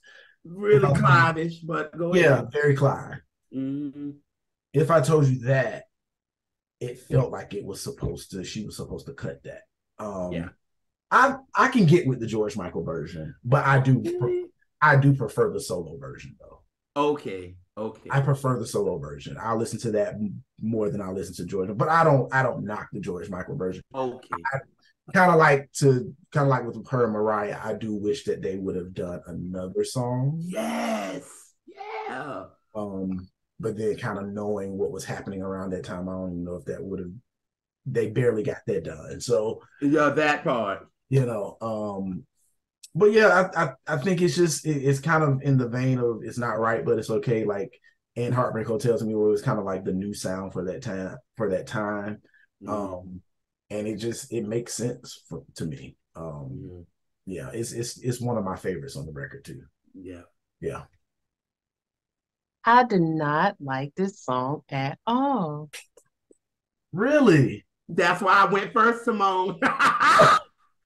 And all the things that JR said that he liked about the song, that's the things that I don't like, except for now I do like the fact that she's singing with passion, emotion. That I like.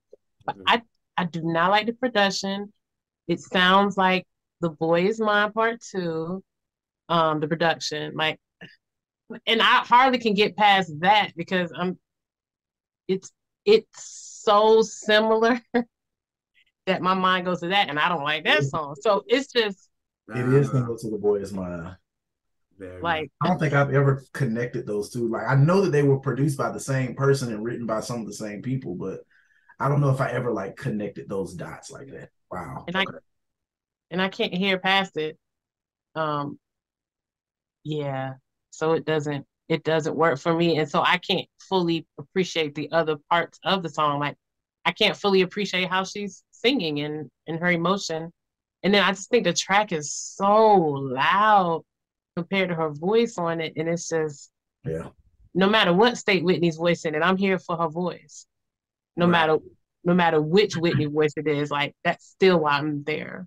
And so that took away from that for me. And so I can't really fully digest that song.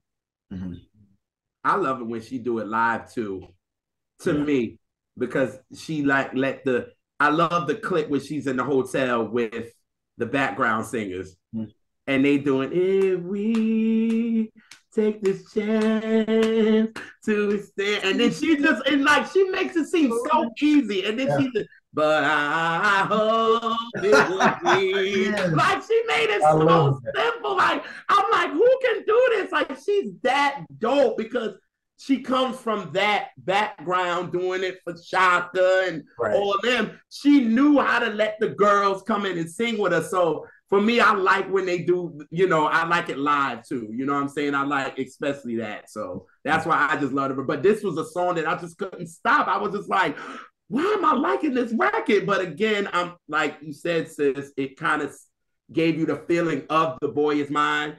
And I was still on Brandy's Never Say Never. So that vibe was still there with me because I was playing Never Say Never every damn day. Like, from June 9th, I was still on that in November. So it was still giving me Rodney. You know what I mean? So it's not right, but it's okay. It was just wow. And then this was kind of like, oh, I can see maybe, could Brandy do this? I was like, she could, you know what I mean? But I just like the way Whitney did it, and I love it. You know that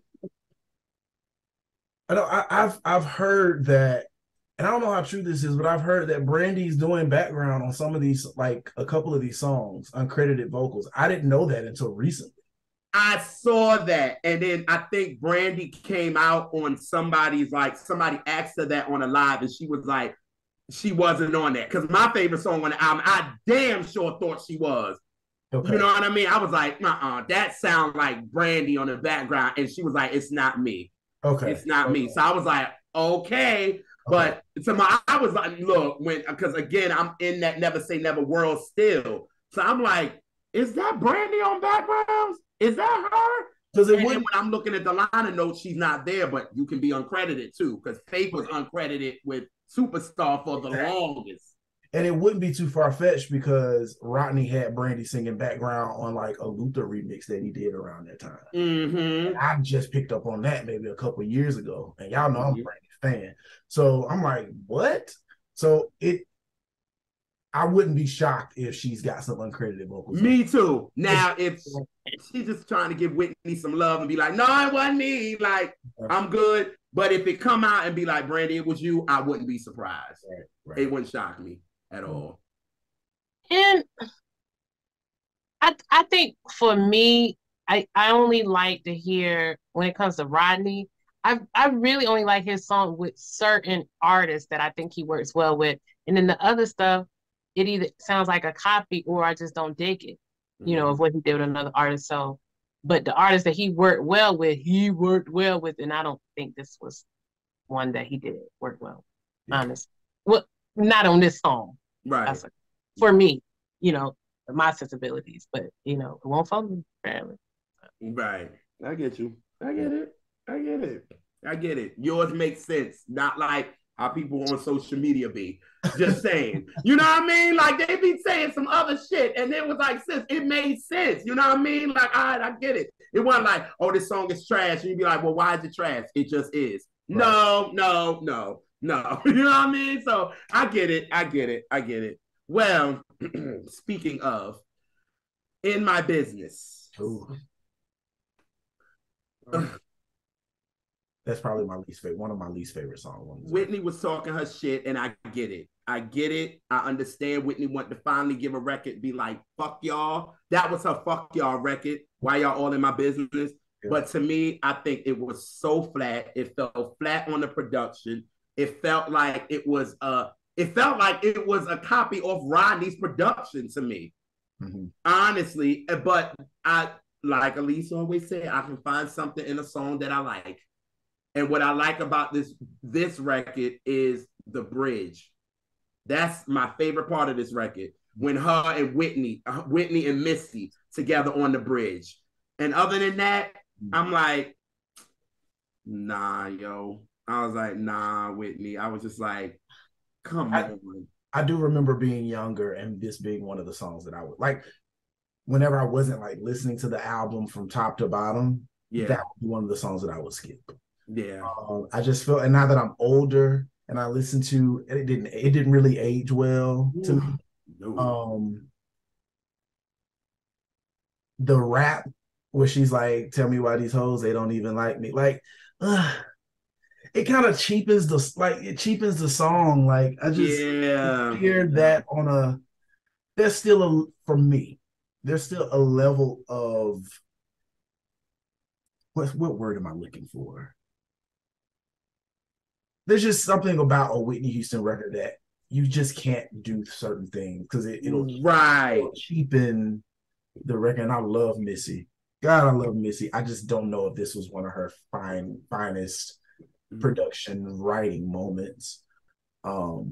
It probably would have done well on somebody else, but this is probably one of the moments where I'll skip and go to. I'll probably skip the song after that too. What was the song after "In My Business"? But that song would have been different with a different energy if for a young person, and I mean a teenager. Oh, you know what I'm saying? Like I think that would have been a way to capture that youth energy in a way that doesn't work for this song. Mm-hmm. I think Whitney just wanted to talk her shit to the media. That's what she wanted, and this record kind of did it for her. And it was just like, nah, Whitney, you could have did something else, especially with the Rodney songs. Like, it's not right, but it's okay. You could have kind of did something like that with a Missy record. You know what I mean? But I think Missy, this was Whitney, I guess, trying to be quote unquote down, I guess. I don't know. It was very, I've heard the guy, God, I do not know his name, but his channel on YouTube is Vinyl Album Covers, and he talked about how it was very auntie. It was an auntie moment. Like it was one of the moments where it's just like, to your point, trying to be down, like trying to say the current sayings, that kind of thing. And it was just like, doesn't necessarily work for Whitney, even though she was only 34, 35 at the time, but I'm like, Whitney, you giving it all in interviews. You know what I'm saying? That's enough. You know what I mean? You don't need to say it on the record. You giving it in interviews. You giving everybody after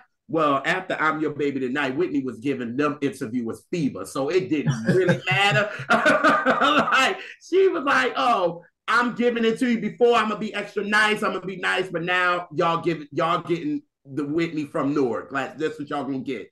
And I don't think this song, nah. This is one of I think Missy's kind of missteps for real.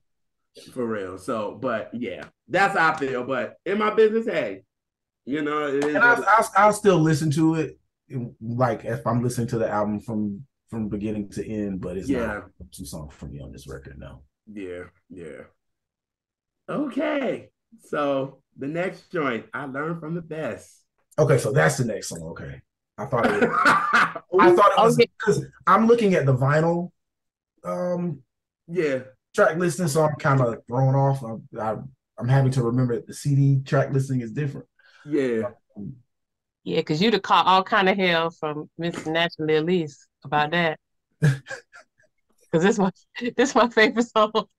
Now I love from the best. Yeah, I love I learned from the best. I saw a interview that Clive did, and he was talking about how Diane Warren kind of got a little bit edgier, and it was different from how she would normally write. And when I heard him say it, I was just like, okay, I can appreciate that.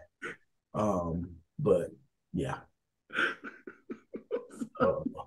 I feel unlike her proclamations that she don't have a whole bunch of people credited. I feel like there were other people in the room on that day when this was written. Oh, of course.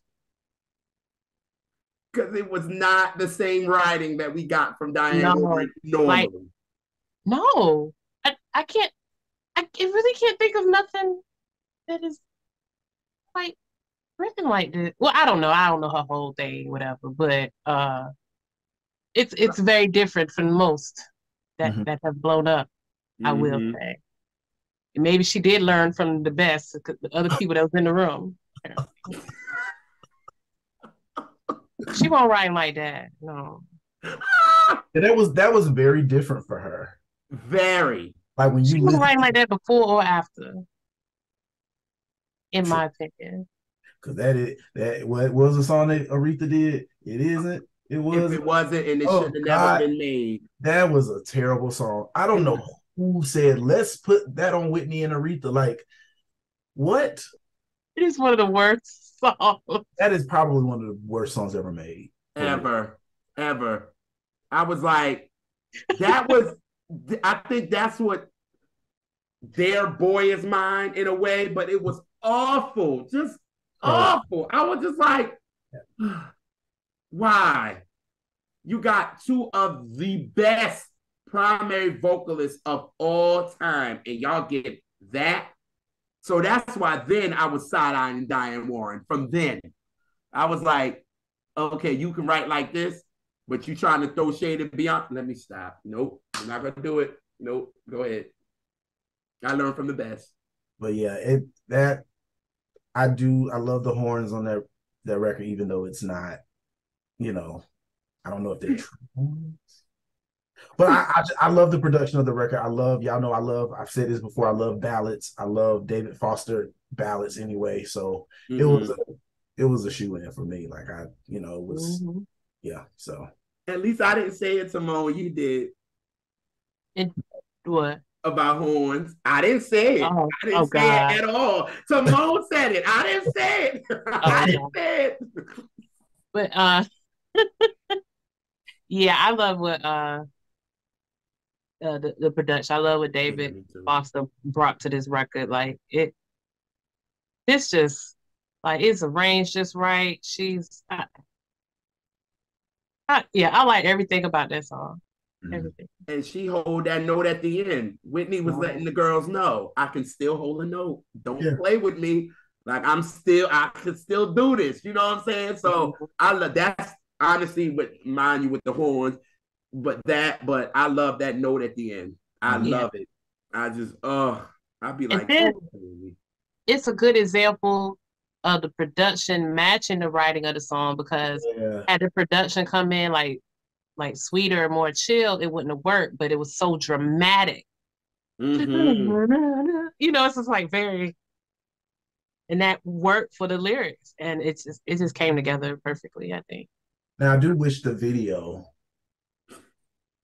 would have been something else. I don't know what I would have wanted from the video, but the video just kind of left a lot to be desired, in my opinion. Thank you. I agree. I totally agree. I was like, what but, is this? But Remind me what the video looked like. Well, she had like the big Afro wig on, and she was standing there singing in that brown dress, and yeah. I mean, it's an okay video, but they were also at the end of that album cycle, so ain't no right. They should have styled her in the spirit of It's Not Right and had her walking through like a rainy thing with an umbrella, walking all slow and dramatic, and something like it should have been like that. Not no. I remember it now. That was such a dramatic song that the video just didn't. Yeah, that's what they needed. Yeah. It could have, like y'all said about the confidence, like It's Not Right. It could have worked on the confidence of that. Like she learned from the best and could have just, like you said, walking through this or something. It could have. She should have been walking through a storm. I'm telling you, man. It could have been almost like vaguely superhero-ish, just in the because the music is.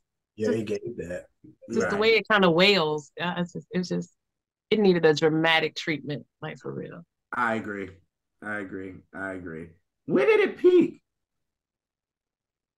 Was it like 27 or something? I will tell you in 2 seconds. Because like you said, Tamone, it was at the end of the album, so I know they didn't give it the push like every other single. Yeah, because this came out like late 99, early 2000. That album ran, My Love Is Your Love ran from late 98 until like into 2000. I remember that. Because it was 27 Billboard, 5 R&B. Oh, okay. So it did Wait a minute. R&B. No, 13 R&B. That was UK R&B. It went 5. Oh, okay. The album did do better in the UK than over here, didn't it? Hell yeah. Where'd it go? 4. Oh, yes. Oh, no, that thing did numbers, man. Yeah, I think it did better overseas than it did here. So, okay, just to tell you the certification. So it went 4 times platinum here, 3 UK, 3 in Switzerland, 2 times platinum Sweden, platinum in Spain and Poland, Japan and Netherlands, and Canada and Belgium, Austria, and it went gold in Australia, New Zealand. Yeah. Oh, so it did better overseas. Okay. It did do better overseas. It did best here. The reason why I say that, because when Whitney did her interview with that My Love Is Your Love interview with that guy over UK, and she was like, it seems like the album is doing a lot better here. Yeah. It did best. I'm telling you what I'm reading. It did best here, but it did great in other places also. Yeah. It wasn't independent. It wasn't like it flopped here and did big over there. No, it did 4 million here, 3 million here, 3. So it was an equal reception. That's okay. So no, it didn't do bigger there. It did as big. Okay. Were there any like number 1 singles from this album or no? Nah. Okay. Because I still feel like for Whitney to have been in by this point, for her to have been in the industry for as long as she had been, because it was what, like 13, 14 years at this point. I feel like she still was able, for her to be able to still compete with the Brandys and Monica's and Maya's and Mariah's and all that, and still do what she did. I'm like, that was pretty commendable. Right. Yeah. Right. Well, we go to Oh Yes. Oh, Tamone. No. I'm not. I love Missy Elliott. I just don't like the song that she did. Really? Oh no. That was correct, and somebody can correct me if I'm wrong. I feel like that was Whitney's like one of her only like sexy records. Yeah. It just when she talking about when she freaky, like no, I don't want to hear Whitney talking about she freaky. I don't. I don't. I skip in my business and oh yes. Wow, I would have never thought.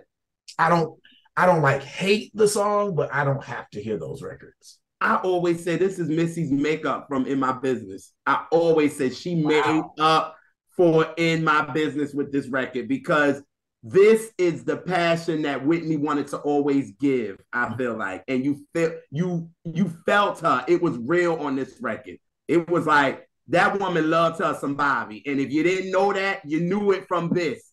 You know what I mean? And like I said too, this is also a record when I know that Whitney wasn't the Whitney that we loved from then. Yeah. And it was more about the passion. You know what I'm saying? Especially like I told Elise, like she did that, like that. It was like she was trying to come through. It was like, oh, I'm giving y'all that passion. I was like, okay, I'm here for it. I'm with it. I'm with it. Because I just thought that In My Business was just a little corny.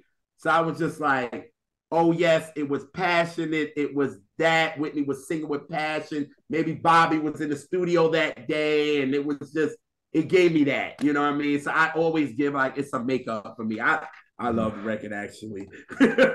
So,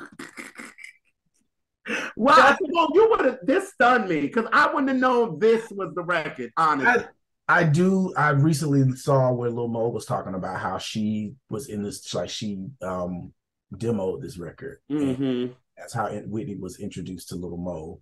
Mm-hmm. And Lil Mo was actually in the booth with her, like vocal producing her and showing her how to sing the song. So I do appreciate those stories behind it. And then when I was younger, I liked it more because I guess my musical palette hadn't been quite developed yet. But as I got older, I'm just like, oh, don't really need to hear this. But it's Whitney Houston and it's on the album, so I let it play. Right. But it's not In My Business and oh yes, I can do without those. I didn't because it's just the part where she like In My Business, she's talking about, of course Whitney wasn't singing this part, but just mentioning hoes, and then you get to oh yes and I'm freaky. I don't want to hear Whitney talking about she freaky. I just don't. I don't. That's not the Whitney that I grew to love. I get it. I love Whitney when she like y'all, but I don't want to hear you talking about your sex life on the record. Right. I get it. And especially as private as Whitney was anyway. It's like I get it. I understand. It's just like Aretha singing Touch My Body. Like it's funny, but I'm like, no, I don't want to hear Aretha talking about anything sexual. Please make it subliminal, please. Wow. Okay. So, the next joint, Get It Back. That's my favorite record on this album. Okay. My favorite record on this album. I just think this song is so perfect to me. Like, I just love everything about it, the production, the everything. So when she did it on the 99 Soul Train Awards and the girls opened with that and they were dancing with it, I was like, I know she's not going to do Get It Back. I'm like, oh, shit, is she about to do this joint? And then she walked out and did it. It's Not Right. So when she did it on the, what was it? The MTV Europe Awards, was it? And she did Get It Back and My Love Is Your Love. Yeah, when she wearing that purple outfit or something like that. And she walks out and does Get It Back. And I was just like, yo, I love this song. To me, again, when I heard it, I was like, is Brandy on this?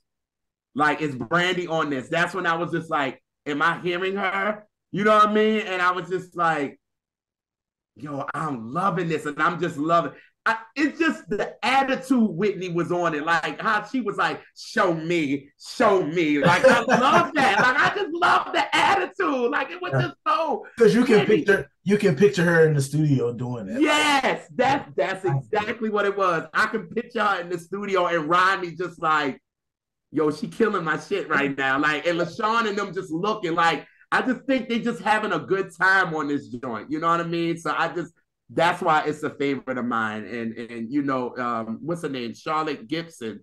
is the one that's doing background on this joint. Yeah. So she sang background for Whitney on the road too, right? Yeah, she did My Love Is Your Love tour. Yes. Okay. So I just love the whole thing. You know what I mean? But I thought that Brandy was on it, but when Brandy said she wasn't, I was like, okay, cool. You know what I mean? Yeah. So I want to back up for a second.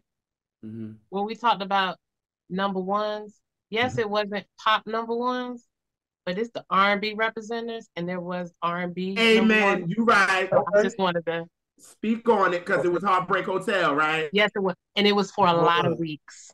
Amen. A lot of weeks. Thank you. Like 8 of them. 8. Okay. Good. 60 days, maybe 61. Yes. Damn, that's what matters. We are the R&B representatives. You right. I had to talk my shit for a second. Okay. It's all good now. Shit, I hear that. Back to you in the studio, Gerard. Right.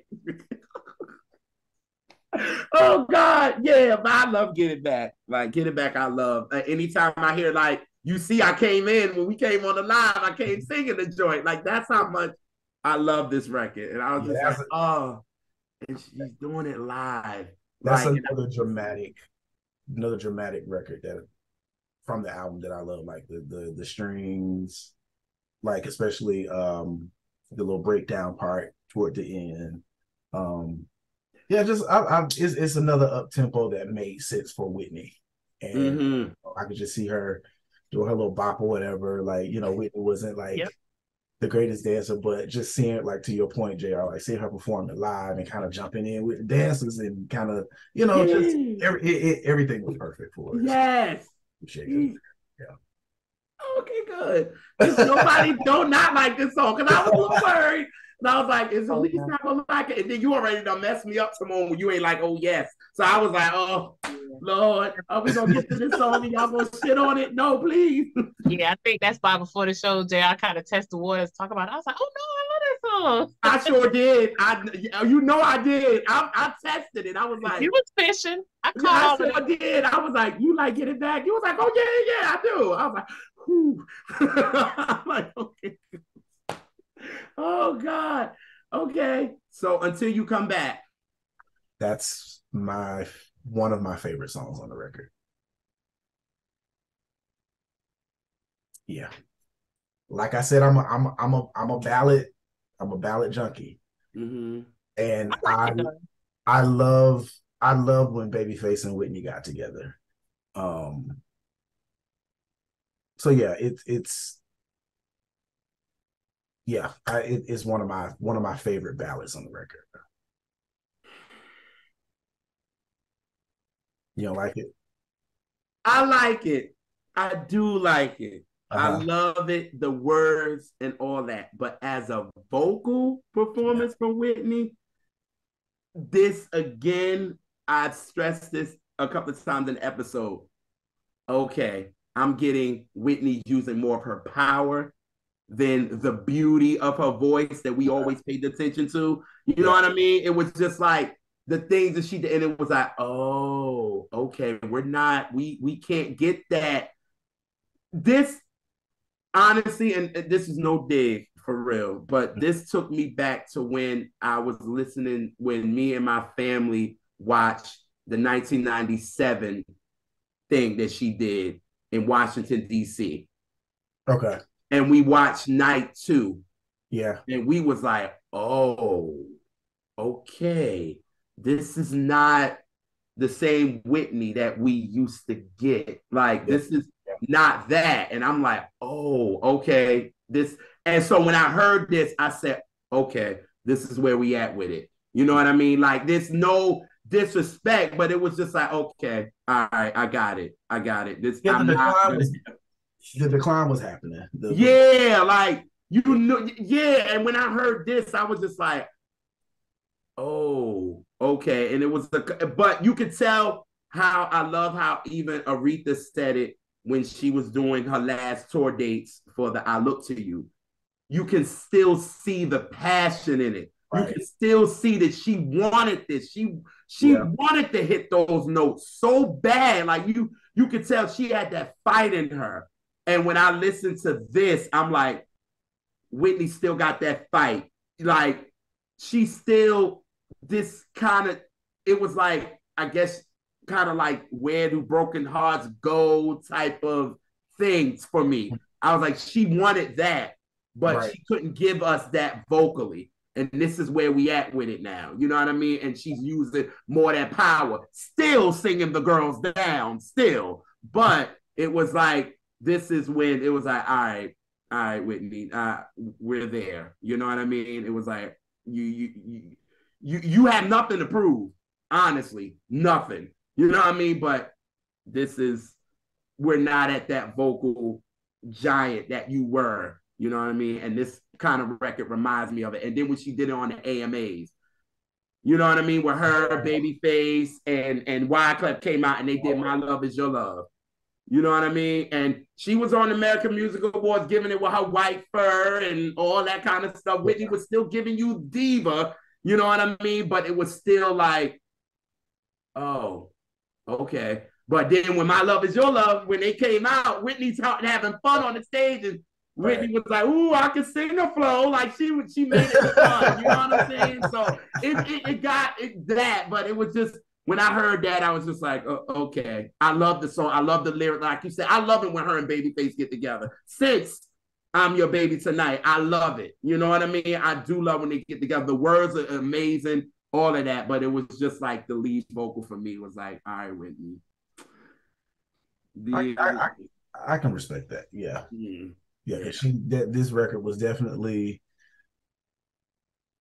this whole album was kind of like a, you could start it to, well, I mean, you could start hearing the decline of some of the earlier stuff, but like this was start to have, but she still kind of had it in a lot of ways. But then Just Whitney, it was kind of like, it was there. Like you could tell, like something's not right in a lot of places. Yeah. I have a question to you both. How would you feel about this album out of the context of the giant that Whitney was or is? How would you judge it outside the context if it was another singer, or if this was the level Whitney had been out? How would you feel about this album as a whole? Would you like this album if it was somebody else? Would you maybe like it more because you're not comparing it than with somebody else? I think for me, for the most part, I think it's a solid album. It's a really good album. I just don't like those Missy Elliott songs. Really make me itch. Like, I just don't think that they are. To me, it feels like they weren't fully fleshed out. That's just that I've always, and when I got older and started really like delving into music and what I liked about music and what I didn't like, especially when it comes to this album, I'm just like, I know Missy to be better than that. That's just, and that's what comes to mind. And I'm just like, I don't know if she gave Whitney the best. And so I just don't like those songs, period. I don't care who's singing them. Gotcha. We can do away with those records. But for the most part, I love the album as a whole, as a body of work. So I could rock with it. I think if it was, I don't know who else would sing these songs, but for the most part, these are good songs. And it was appropriate for 1998, 1999. Going into the early 2000s, especially with the Rodney Jerkins records and the Soul Shock and Carlin. I think those kind of hold the record together to me, those songs. Up tempo specifically, and the mid tempo like the Heartbreak Hotels, and so I think it's a good record. And I would like it. I would like most of the songs, even if Whitney weren't singing them, because I think that they were good songs. And part of why I asked that question, because I think about a lot of times when we're analyzing records and stuff, we put so much energy, and it's part of discourse, energy into comparing projects to other projects from an artist, Yeah. and not also examining how it is if it stood alone, of how you would judge it, or how you would receive it.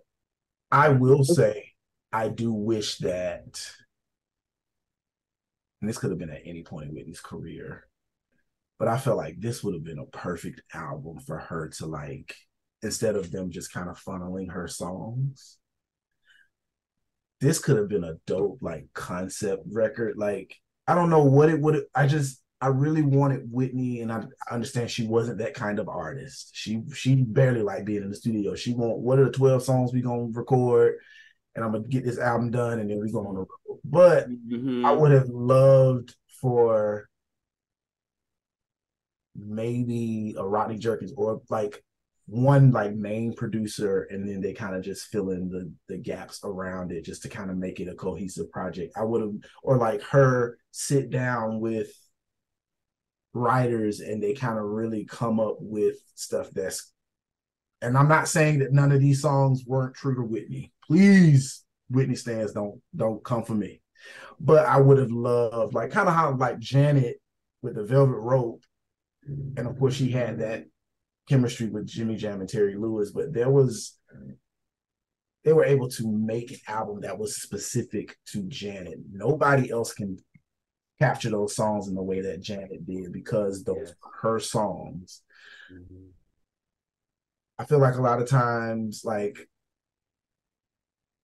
songs with, we're gonna do it on this person, we're gonna do it on that person, and then get to Whitney, and it's like, okay, we're gonna give it to Whitney. That kind of thing. I would have loved to kind of see what kind of concept record they could have come up with, especially in this era with Whitney. But of course, this album was done in, like, what they say, like 2-3 weeks. Yeah. She had the time to even do that, and then she wasn't that kind of artist. So I get both sides, but I would have loved to have seen like more introspective concept album Whitney at some point. I agree. I feel like, honestly, I feel like the only person that could have fully gave her that is if it was a Babyface album. Yes. I was gonna ask y'all. Then we could have got that. Yeah, because I always wanted a Whitney album with Babyface at the helm. Like, with him just kind of course, maybe a couple other producers come in and do other stuff, but like him kind of driving the car or driving the boat when it comes to like the body of work. Like, I think that would have been so dope.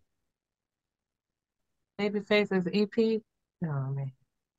That'd have been nuts. That'd have been crazy. Bananas. Oh, man. That'd have been crazy. And then to add, maybe you can get maybe another Michael Warden in there to let him maybe do a song. And then like, and you could have put that, you could have kept that Diane Warren and David Foster with it. It would have floated in with Babyface. Yeah. It would have worked. Yeah, I agree, Tamone. I think that's what I wanted with Whitney as well. I wanted a concept type of thing, because Rodney just coming off of a concept with Brandy. Never Say Never was a very much of a concept album about her relationship. Yeah. You know what I mean? So I'm like, but then you just made me think again, Whitney wasn't that artist. She hated the studio. She hated being in there. Like, I don't want to sit and write something. BB tried to make her write Taking a Chance, and that took a while. Like, she's not that girl. Like, give me a song, let me sing it, and let me go home. Like, that's her thing. So, but I would have loved the concert. Oh my God. Oh, with Babyface and him? What? Now that I think about it, the hot producer, Rodney, and then the Missy, I wonder how thin they were spread at that time, because they was cha-ching right at that time. Yes. So I wonder if a lot of the lack of, well, at least on the Missy one, was because she was everybody. She was turning out. That's true. Yeah. She was doing her and everybody else. You know what I'm saying? So right. That's true. And who's gonna turn down that chance to have your record on a Whitney album? Right. No, I mean, I wouldn't, especially new. So that's true.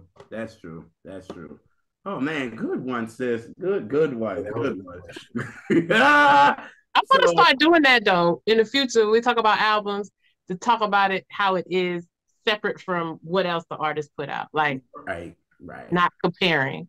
Because I right. think that's an interesting angle. But go ahead. I agree. I agree. All right, so we bow out. I bow out. Mhm. That's my second favorite song. And I Diane love Warren wrote the record. Yeah.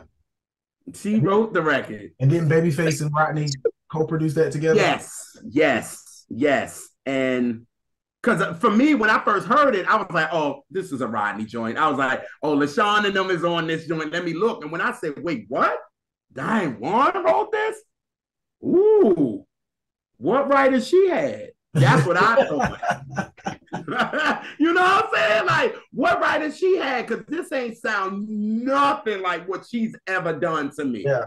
You know what I mean? So I was like, what team she got? You know what I mean? And it just like the rawness of Whitney's vocals, like even a part where she cracked in it. I love it when a mess up is kept in it because it keeps the rawness and the passion to it.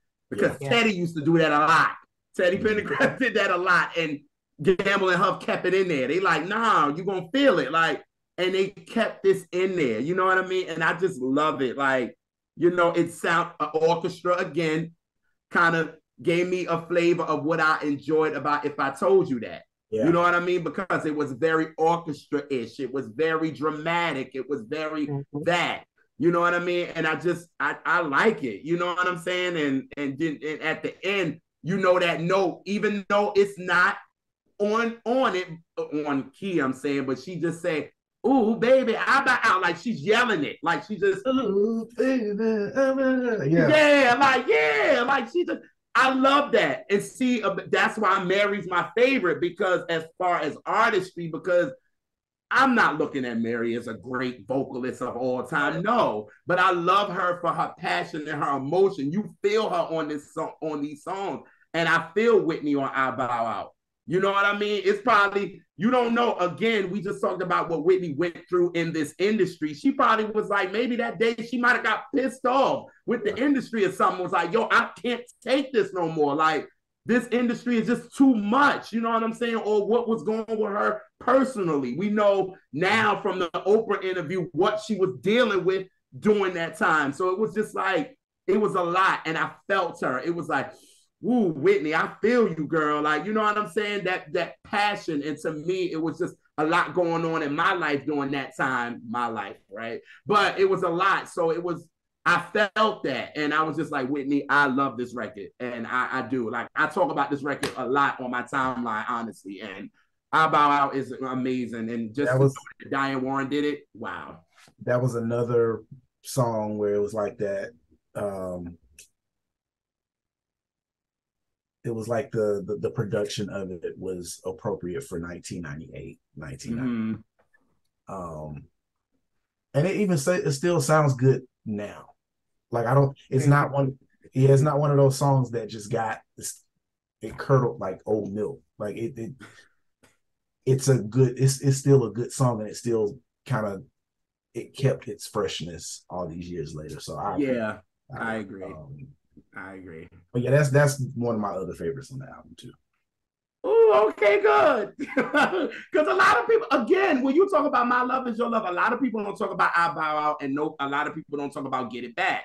So when I'm doing this, I'm like, is people gonna like this? Like, a lot of people have never listened to this whole album. And a lot of people try to revise history and act like this album was a flop, and it was not. It won't even close, even for Whitney. Enough said.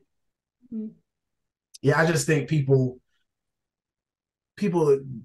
try to make it seem like Whitney, if it did less than 10 million, then it was a flop. Like, no, Whitney never had. Every Whitney album has at least gone gold or platinum. Like the Christmas album is even 500K. So yeah, that lady ain't never had a bad selling album in her career. So not at all. Going from there, You'll never stand alone. Speaking of, listen, that is an inspirational record. And I love the interview that she did.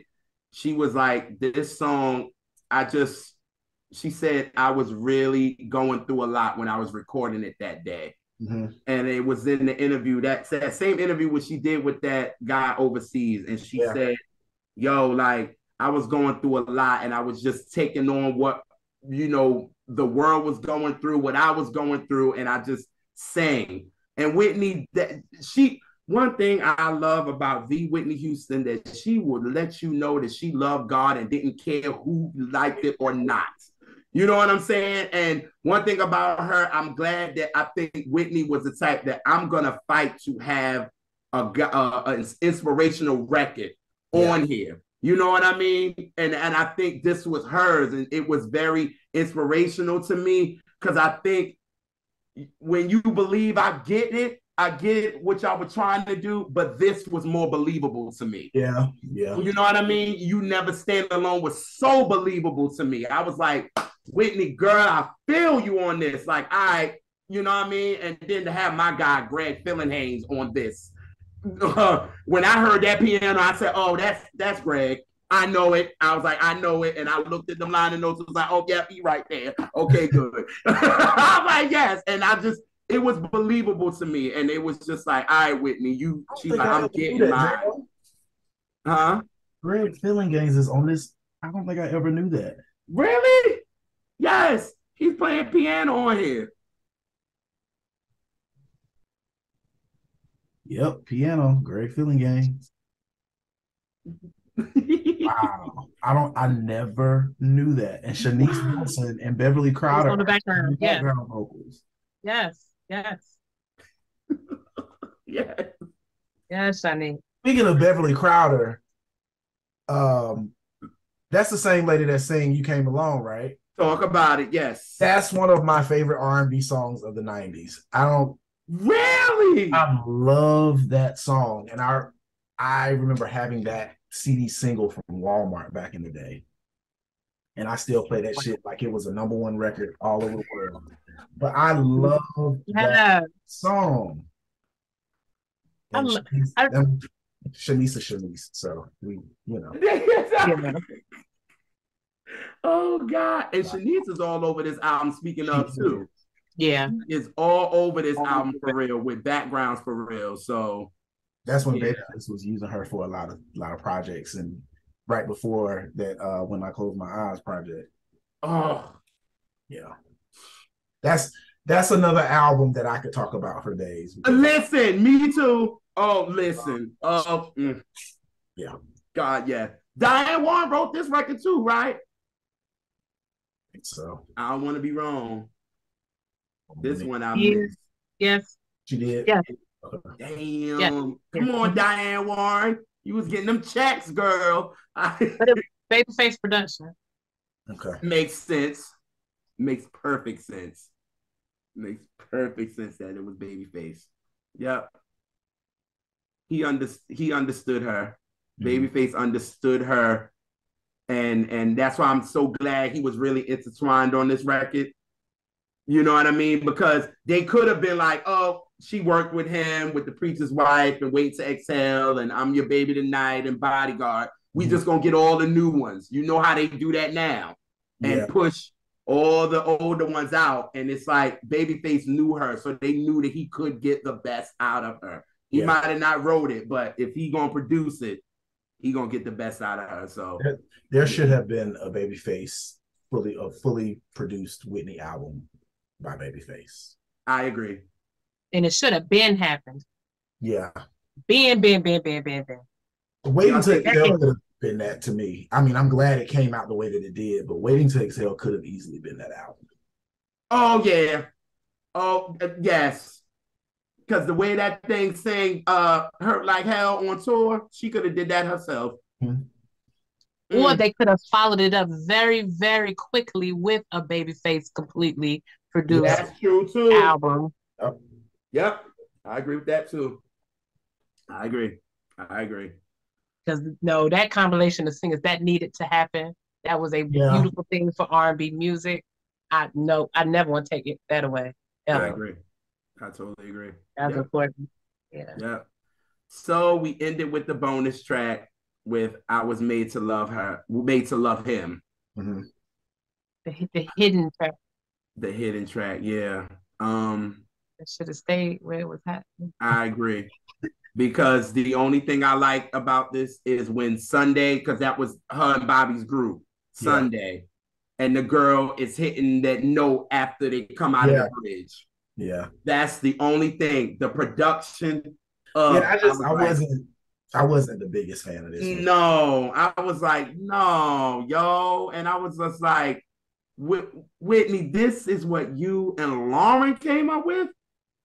No, girl, like, no, this, I was definitely disappointed. And to know that she was gonna get All That I Can Say. Yes. You know what I'm saying? You chose this over All That I Can Say? Yes. Even though, thank you for giving it to Mary, though. Right. But I'm like, you picked this one? Nah, Whitney, this was to me, this was her misstep, in my opinion. This was her misstep. But clearly, obviously, she made it a hidden track. You know what I mean? But it's just, yeah, I just, I wasn't. Yeah, I this one In My Business and Oh Yes, I could do without those 3 songs. It could have been a 10-track album without those 3 songs, and I would have been good. Normally, Whitney tracks normally 10 songs anyway? About 10 or 11 songs. Yeah. So she kind of went a little bit over the deep end with this one, with doing 13 tracks, which was, back then, and I'm sure y'all were probably the same way as kids. Like when you saw, like even with Brandy, like I know Brandy's gonna have at least 14, 15 songs on her record. Mm-hmm. If she do anything less than that, then I'm like, something ain't right. Something ain't right. Because I know, like, Brandy has always done at least 14 songs. Yep. So when I saw as a kid seeing My Love Is Your Love with 13 songs, I was like, oh, okay, so they really must have did a lot of recording for this album. Right. And they couldn't choose. It was like, that's what I thought too. I was like, 13? Oh, they couldn't choose because all these songs are dope. You know what I'm saying? But then we started listening to them and I was like, oh, yeah, some of them could have been cut. Like, you know what I'm saying? Like, it could have been a B-side to a song. You know what I'm saying? Like, make it a B-side. Okay, cool. You know what I mean? But yeah, the 3 songs I took off, In My Business, If I Told You That, and I Was Made to Love Him. That I could deal with the Sappy Prince of Egypt and all that. Yeah. If that was the only kind of like dark spot for me in the album, then it wouldn't have bothered me. But those I would like them not to be there. I will say but those are the albums I heard, because guess what? Those are the songs I skipped. So that was the album I got. I do wish When You Believe wouldn't have been track 4 though. That's my only problem. You go from It's Not Right But It's Okay, Heartbreak Hotel, My Love Is Your Love, and then it kind of breaks the vibe a little bit when you have to go into this ballad. Like it should have, which is why I actually I like how it's the on the vinyl they do. It's I learned from on side D. It's I learned from the best until you come back. When You Believe You Never Stand Alone. It was like, and I know it was probably specifically done that way for many reasons, but I would have preferred When You Believe be closer to the end of the record, because I mean it could have made that a bonus track. Yeah. Yes. I said the same thing, Tamone. Like, why are you messing up the momentum? Because I said them first 3. Whitney came with the fire. Like, it was like, 1, 2, 3. And then you go to Many Nights. I'm like, oh, come on, y'all. Even if you do like the song, you're probably going to skip it because you want to stay there. You don't want to, like, be up here and then go down. And, like, no, you don't want to do that. So I do think that was sort of a misstep to kind of just throw that ballad right there. But then again, in they were probably thinking like from a business standpoint, we got to put the Mariah record toward the top of the album so it doesn't get lost. That's true. In the album, because they would do that back then. Like, even if it didn't make sense, we're gonna put the single as number one. It's just like, no. Where does it make sense? Right. You gotta always have it at the top of the album. So, I get both sides, but I just wish that record wouldn't have been tracked. Like, giving people a little more credit than that. Like, right. I mean, trust your audience, man. Exactly. That's true. That's very true. So all right, so now finishing the album, where would each of y'all place this on your Whitney catalog? I'm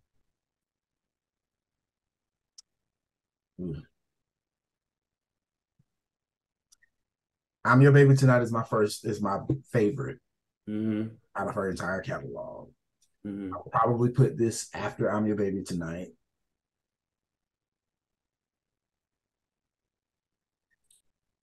And then the debut album was probably number 3 for me. The second album was probably number 4. Are we counting the soundtracks too, or no? I told him he couldn't. Jay, I won't let me count it. Can we count Preacher's Wife though? Because that was technically yeah. So Preacher's Wife, I would say, is probably interchangeable with My Love Is Your Love. So we got I'm Your Baby like that. I'm Your Baby Tonight is my shit. Like Me too. That's God. And then depending on how I'm feeling, it might be My Love Is Your Love one day, and then Preacher's Wife, and then everything else after that. About you, sis? Because I can't count a Bodyguard, this is my favorite Whitney album. Even with the things I have trouble with, it's still my favorite. It's definitely what I listen to the absolute most out of her catalog. Yeah. For sure. Then probably I'm Your Baby Tonight after that. Okay.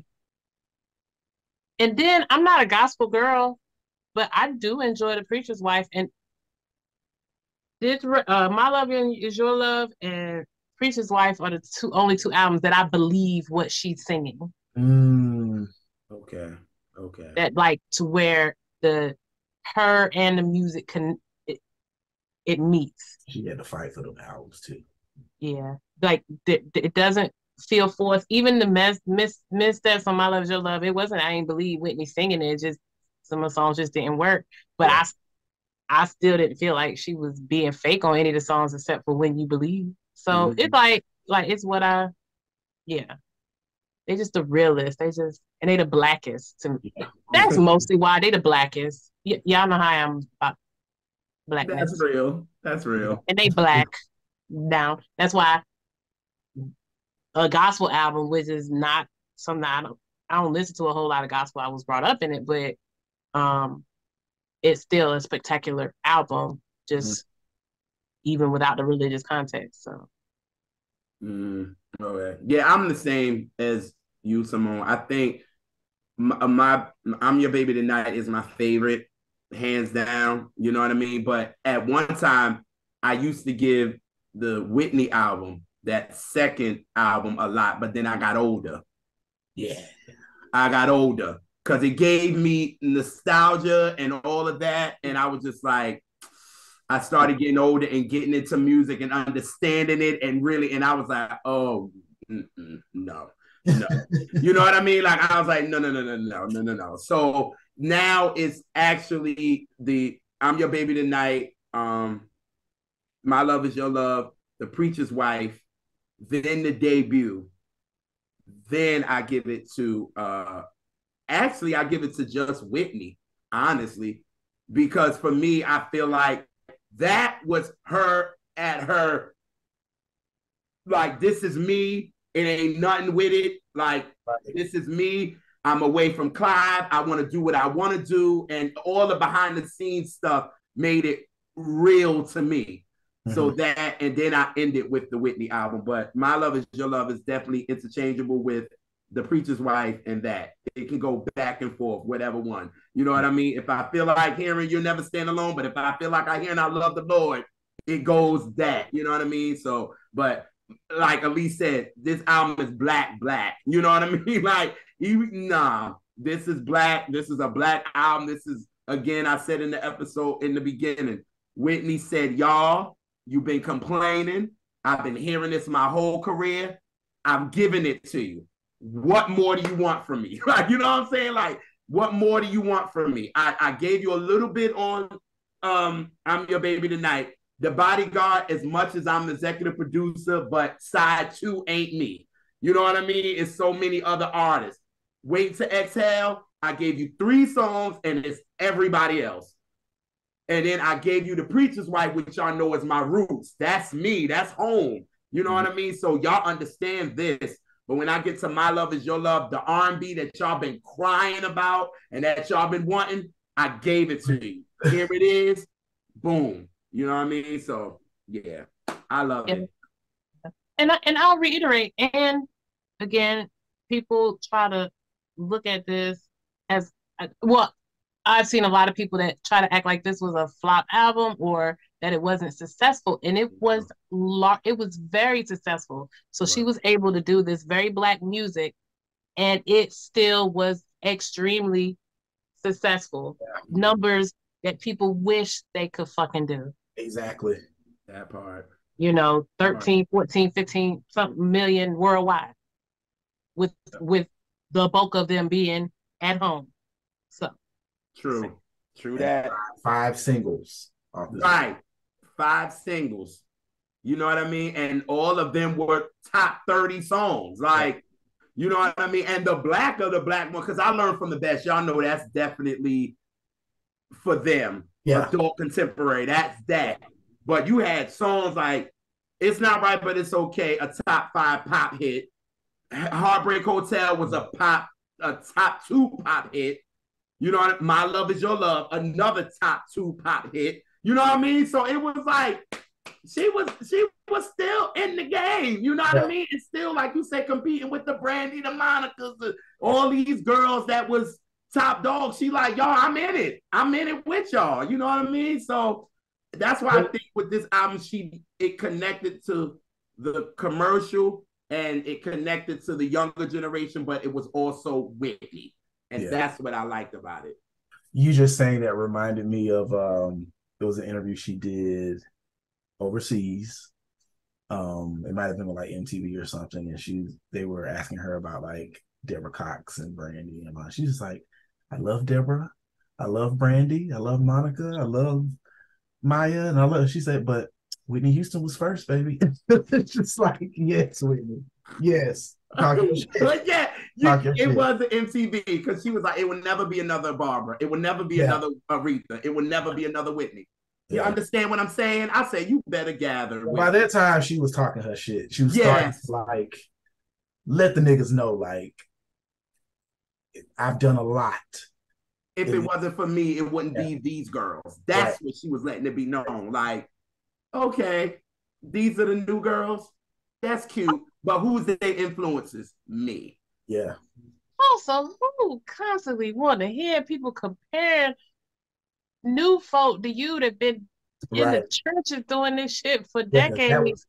Like, you get sick of that. I'm sure every artist gets sick of that at a certain point, especially our legends. It's like, I can't be but graceful, but so much. Like, yes, God, talk about it, sis. Because that happened so much back then. Like, oh, the next Whitney Houston. And it's just like, oh my God, here we go. And it was white media doing that shit.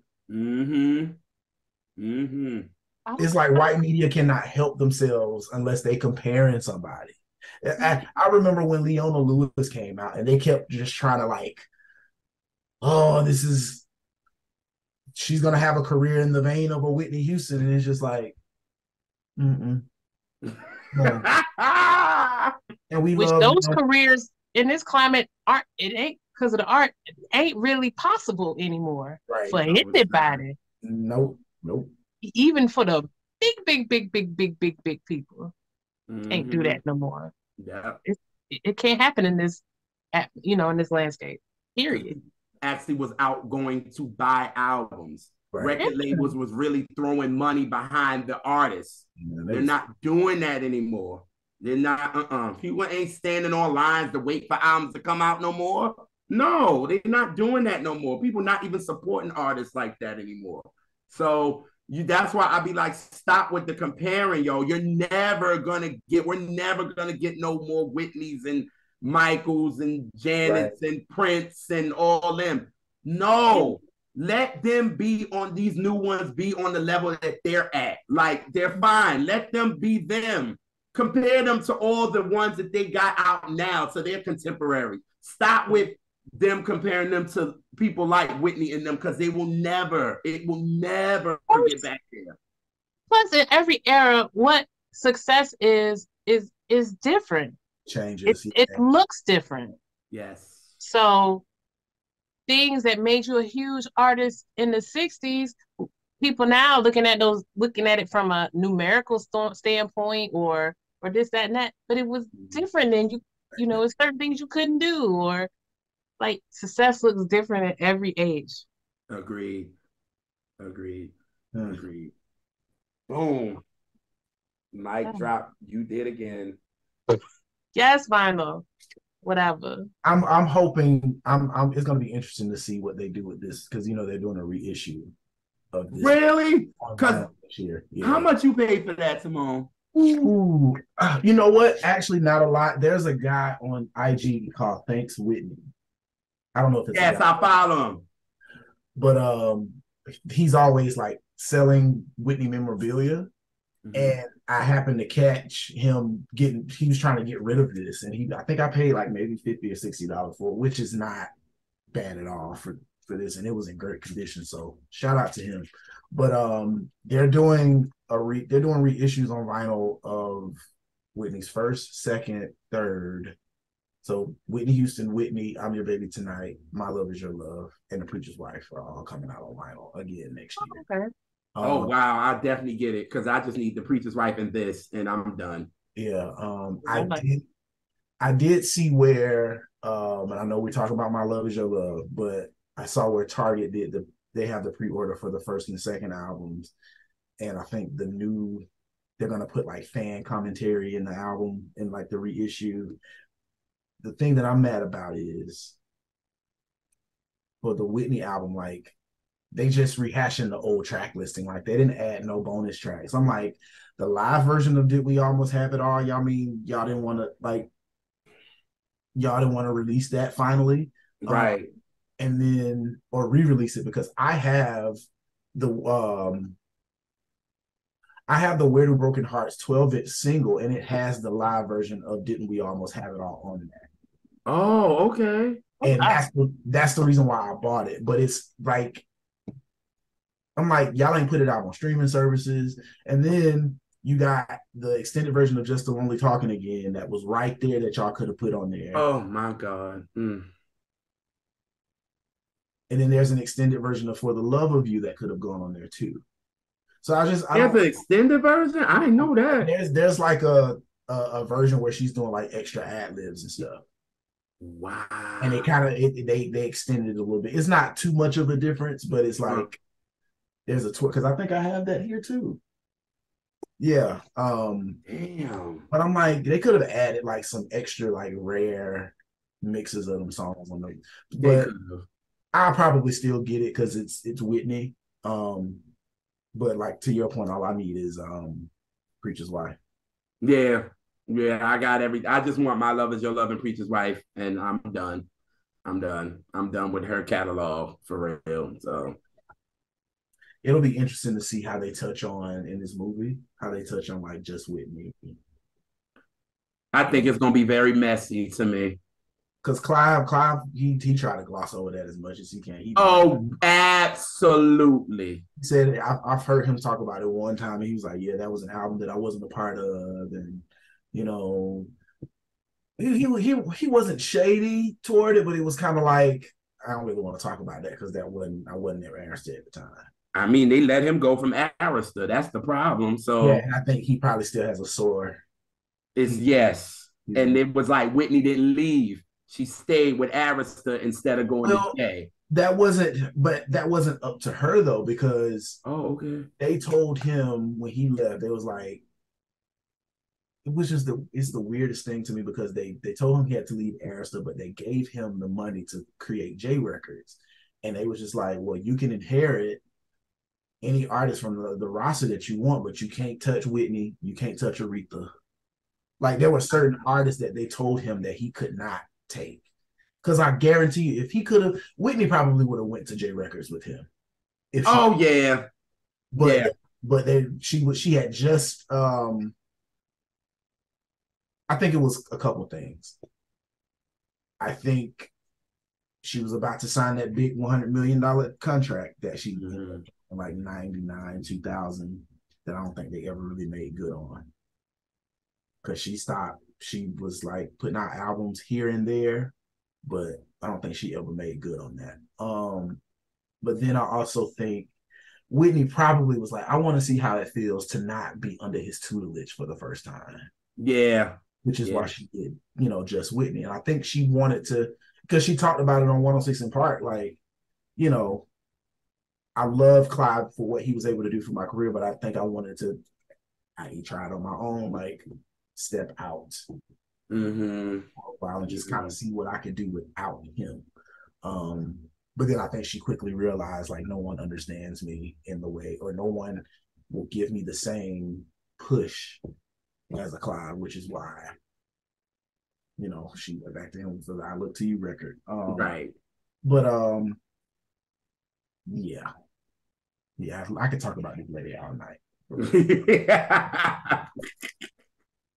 Well, we will take this moment to go to my favorite part of the show, even though I love the whole show. But my favorite part, because it make you think about music in context. That's why it's my favorite, by the way. So today's word song association, I am going to give you number one R&B records, because that's the chart that I care about. Okay. From 99, when Heartbreak Hotel was number one on the R&B chart, the one that matters to me. You keep going, sis. I just don't like when people diminish the fact that something's a number one R&B hit. You know how hard it is to win over black folk? Right. Shit, I get a number one R&B record. Shit, I'm happy. Right. Anyway. I'm going to give you some songs that were number one in 99. You give me the first thought, memory, first feeling when you hear the title. We are going to start with You Know What's Up, Donnell Jones featuring Lisa Left Eye Lopez.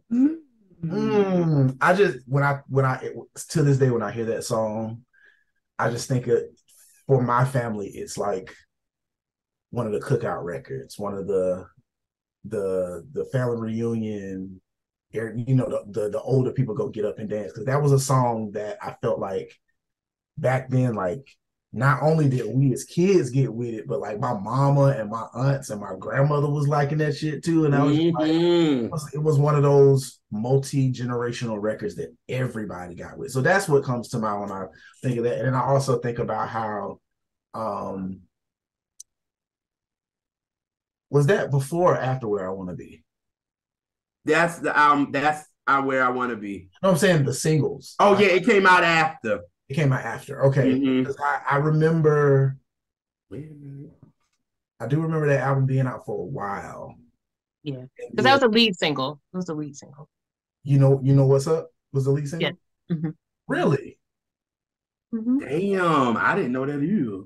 I don't, okay. So that just changed my whole answer, because I was gonna say I feel like for some reason I feel like Shorty Got Eyes on Me was like the first single. I thought that was too, but sis got it on facts. It was the first single. That was the B-side. Shorty Got Eyes on Me. That's the B-side to You Know What's Up.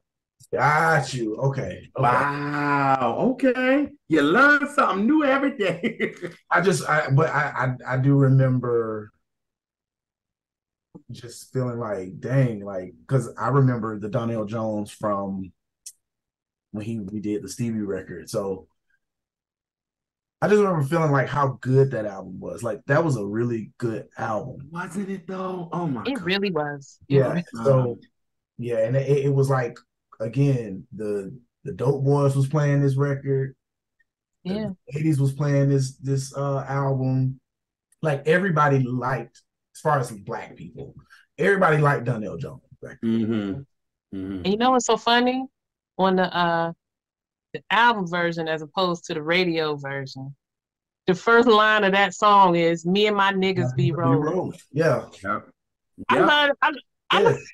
I love that a song that said it as the first line. You know where that song was the biggest? Bigger than here? As big as it was? Where?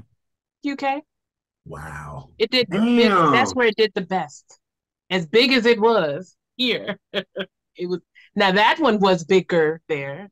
Yeah. Wow. And I hate when DJs or people when they play it on the radio now and they don't play the version with Left Eye. That version is the version that's needed. Period. Yes. That is the version. Mm-hmm. Yeah. Left Eye added her own thing to it. Yeah. Still one of the best verses on an R&B record to me. Yep. Agreed. JR, no, I can't stand no verses on an R&B record. But that one right there. Yeah. She smashed. Yes. Absolutely. All right. Next song. In My Life with You, Eric Benet featuring Tamia. I just remember having to, like, I grew up singing.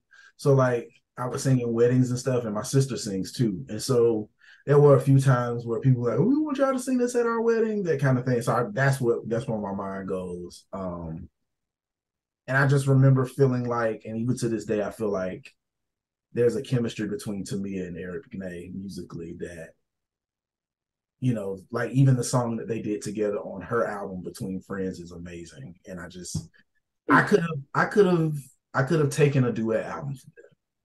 I say that all the time. I could have taken a duet album from them. I say that all the time. Yeah. I feel like that was a missed opportunity, but yes. Absolutely. All right. We have, since we already talked about Nobody's Supposed to Be Here. Mm-hmm. Deborah Cox was also on the charts with #1 that year with We Can't Be Friends featuring RM. I remember having getting that album for Christmas '98. I low-key think my mama bought it because she wanted to listen to it too.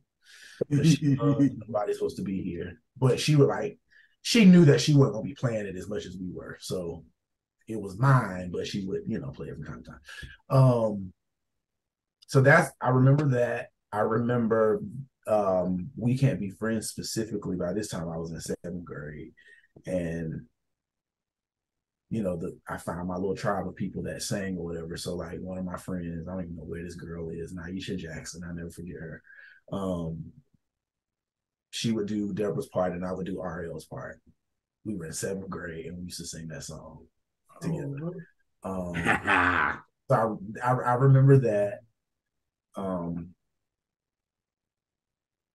And I remember feeling like when I heard it on the album, because of course I had the album before it came out as a single. So I wasn't sure. I was kind of shocked when they came out with it as a single. I was like, okay. And I wasn't sure if it would do well because I'm like, I want will people understand this? Will people get it? And they did. Like they sure and did. Yeah. Yeah, so that's what comes to my mind when I think of that song. I need to listen to that. I haven't listened to that record in a minute. I think people didn't get It's Over Now though. As much as they should. That's why as soon as We Can't Be Friends came out, people caught on to it. It's another ballad. You know what I'm saying? Like she just did. How did that? And then she goes to It's Over Now, and everybody like, oh no, we ain't feeling that, Deborah. Yeah. And then you come out with the ballad with her and RL, and it hits again. It's like That's the Deborah we like. You know what I'm saying? And I was like, y'all tripping because it's over now. Go hard for real to me. But who am I? Yeah. And that one did cross the pop. We can't be friends. It went to number 8. Oh, really? Come on now. Wow. Okay. Damn. Top 10 pop record. Oh shit. See? And the single itself went gold. Yeah. See? That mainstream wanted that. They didn't want It's Over. They wanted this. They wanted Deborah singing down. Wonder if the fact that It's Over Now didn't do well because radio was still playing Nobody's Supposed to Be Here heavy. Might have. And It's Over Now was a number 1 dance record. Oh, she owned the dance chart. She gonna be the number 1 dance record. Yeah, she owned that. Wow. That. I need to listen to that album. I haven't listened to One Wish in a long time. I'm gonna listen to that tonight if I'm getting ready for my work week. I can't. It brings back too many memories, but yeah. Well. All right. Next song. I'm sorry. I'm gonna just leave that there. No, because it's just the first song. September is just September is another sleeper record. Yes, it is. I love it. That's one of her best songs, in my opinion. That's when, and Stevie J blessed her with that one. That is a song. Play that tonight. You know what? I might try to listen to it tonight. Did they release that on vinyl? Huh? Did they release that on vinyl? I'm not sure. Yo, plotting. See? I was looking for something else. See there? No. I'm saying Tamone plotting to see, hey, if he got it on vinyl too, he gonna get it. Like I told him, he got every freaking vinyl. I be hating. Not really, but I do have a Deborah Cox single, a couple singles, but I can't remember which ones I have. Yeah, I don't think they released any of her albums on vinyl. I know I have a single of Sentimental, but I have something else and I can't think of what it is. I think I have Things Just Ain't the Same. Something I have on vinyl by her, I think. Okay. Anyway. I'll be mad when I can't find stuff. Anywho. All right. This was also the year of Maxwell's Fortunate. In fact, it was the number 1 single of that year. Oh. R&B. Okay. 98? 99. I'm sorry. 99. This is 99. Yeah. Okay. All of these. Because that's when Heartbreak Hotel hit number 1. Got it. Maxwell Fortunate. I remember the single. I remember my sister had the single, and it had his face on it he had the braids to the back or whatever. I remember my aunt Sherry loving that song. She always wanted to you should learn that song because I want to hear you sing that song. I never did it. I just never felt like that was a song that I would sing. Like I was always like the Kenny Lattimores For You and like those are the kind of songs that I would sing in talent shows. Fortunate. Yeah, I wasn't a sex symbol type singer. So I remember feeling like that wasn't my lane. But I remember not really knowing, feeling like kind of shocked to read the credits or like hear them say, "Oh, this was written and produced by R. Kelly," and I was like, "Oh, okay." But now that I'm older, I get it. But it just Maxwell and R. Kelly crossing paths to me back then was kind of different. Right. Maxwell didn't seem like the kind of artist that would work with R. Kelly. So right. Last song is Faith, Never Gonna Let You Go. That is one of my favorite Faith Evans songs of all time. To me, that song has one of the best bridges ever. When she goes into that, if you only knew what you really do. And then at the end, when she does, do you, I remember being in the back seat of my oldest sister's Honda Accord. And they used to kill that on the Quiet Storm on V103 in Atlanta. Because in Macon, I'm from Macon, Georgia, but we had our radio stations down there, but we could faintly get V103 from Atlanta. So I would listen to The Quiet Storm with Joyce Littell. And we were going to Charlotte. For some reason, we left late at night. We were going to Charlotte, and I was in the back seat, and that song came on. And when she did that ad lib at the end, I remember it just hit me. I was like 10, 11 years old, maybe a little bit older than that. And I just was like, oh my God. And so I bought the single because I didn't buy the album for Keep the Faith until later when I got older. But I had the single, and I just played that record over and over and over again. And again, it was another Babyface record, but that's one of my favorite Faith Evans songs, Never Gonna Let You Go. I love that song. Again, I'm a sappy ass ballad lover, so it all makes sense. When you find out what type of people what they like and what they don't like on the album, then it makes perfect sense. They're like, oh, well, of course you would like that. That doesn't even line up. So yeah. And JR like, not my thing, but and that's the song that actually knocked Bills out of the number one, because it was number one for a long time, and that's Faithless who knocked DC out of that spot. Wow. Mm-hmm. Every R&B artist, I won't even say chick, but every R&B artist had to have that big ballad moment at some point. And I feel like, Faith got hers with Never Gonna Let You Go. Tony was always doing all kinds of ballads. They tried, but Unbreak My Heart was her moment. Like, everybody felt like they needed to get that one Babyface or Diane Warren moment. And so during that time, yes. Yeah. Everybody. Yeah. I like that you like it. I think you like it as soon as he said it, you sat there with us. Oh man. I said, like, what's wrong with you? I do like when she did it on the BET Live and she brought Come Over in. Oh yeah, I remember that. Yes. That I'm like, go off.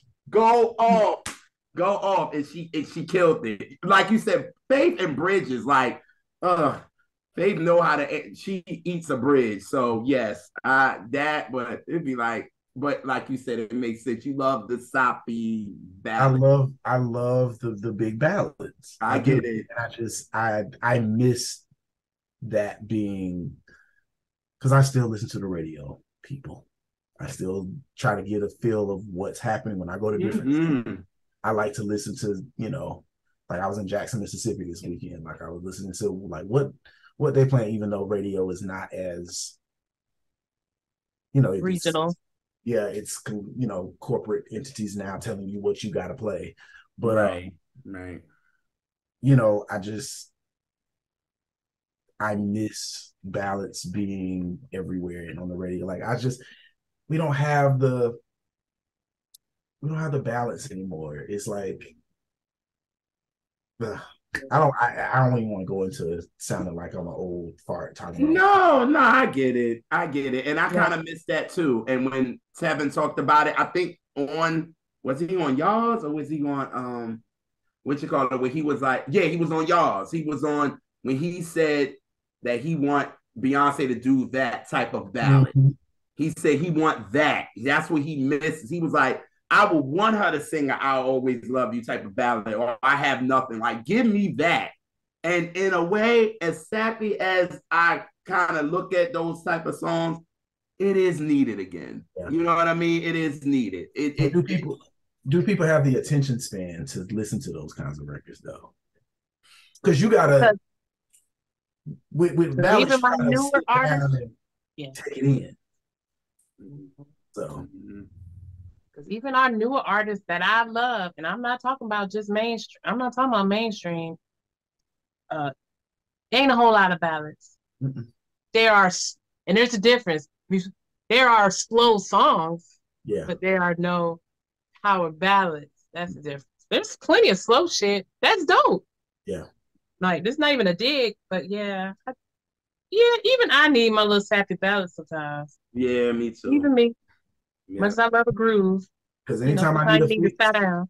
Anytime I need to fix for a sappy ballad, one of the first ones I go to is "I Give Anything" by Gerald Levert.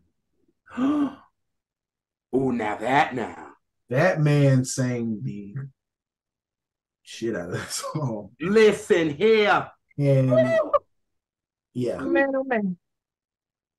He It's just such a nerve right now. Alicia, he really just mentioned that. Yeah, he did that. And did. Yeah. Out loud, out his mouth. He did. Out his mouth and did. Whew, Lord Jesus. Yes, Lord.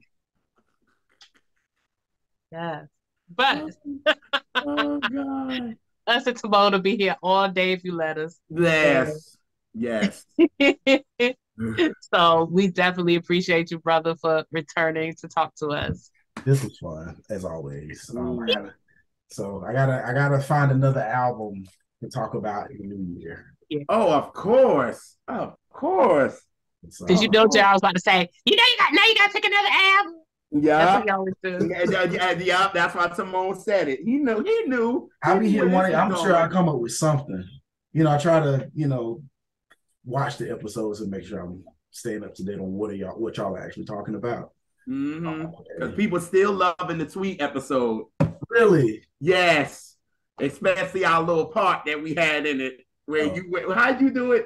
When Elise went about oh my, and you was like, okay now. and I was like, yes, girl, and you lost it. People still hit us about that part. Like, because Elise went on, she was like, I don't care what tweet is saying, but what I knew what it was, that's what it meant to me, and that's what it meant. And people was like, and you was like, okay. Yeah. But how can our lovely humble Tamone, how can people find you and see all the really amazing things that you be out here doing, sir? Find me on Instagram. Well, I mean, if you just Google, I'll tell, because I always get the Twitter and the Instagram mixed up. Let me go to my, hold on. Did y'all hear him? He said just Google him. Not even like that. But no, on Instagram it's Tamone, so ITSTAMONE. And then on Twitter, I think I changed it to it's Tamone too on Twitter. Yeah. So I'm mostly on Twitter. Instagram, I'm kind of on a low Instagram a little bit. But social media as a whole is kind of I'm planning on taking a break. But I'm Tamone Bacon on Facebook. Just type in Tamone on Twitter and Instagram. I should be one of the first people because not many people have that name. So Yes. Well, we thank you once again, and we thank all of our viewers for always hanging out with us, for being family. Like, subscribe. I never could say that part right. Like, subscribe, share. I gotta say it separate. And bring us over some more cousins. We are really building a dope community. So come be a part of it and bring some more folks. And we will catch y'all on the next Catch That. Peace.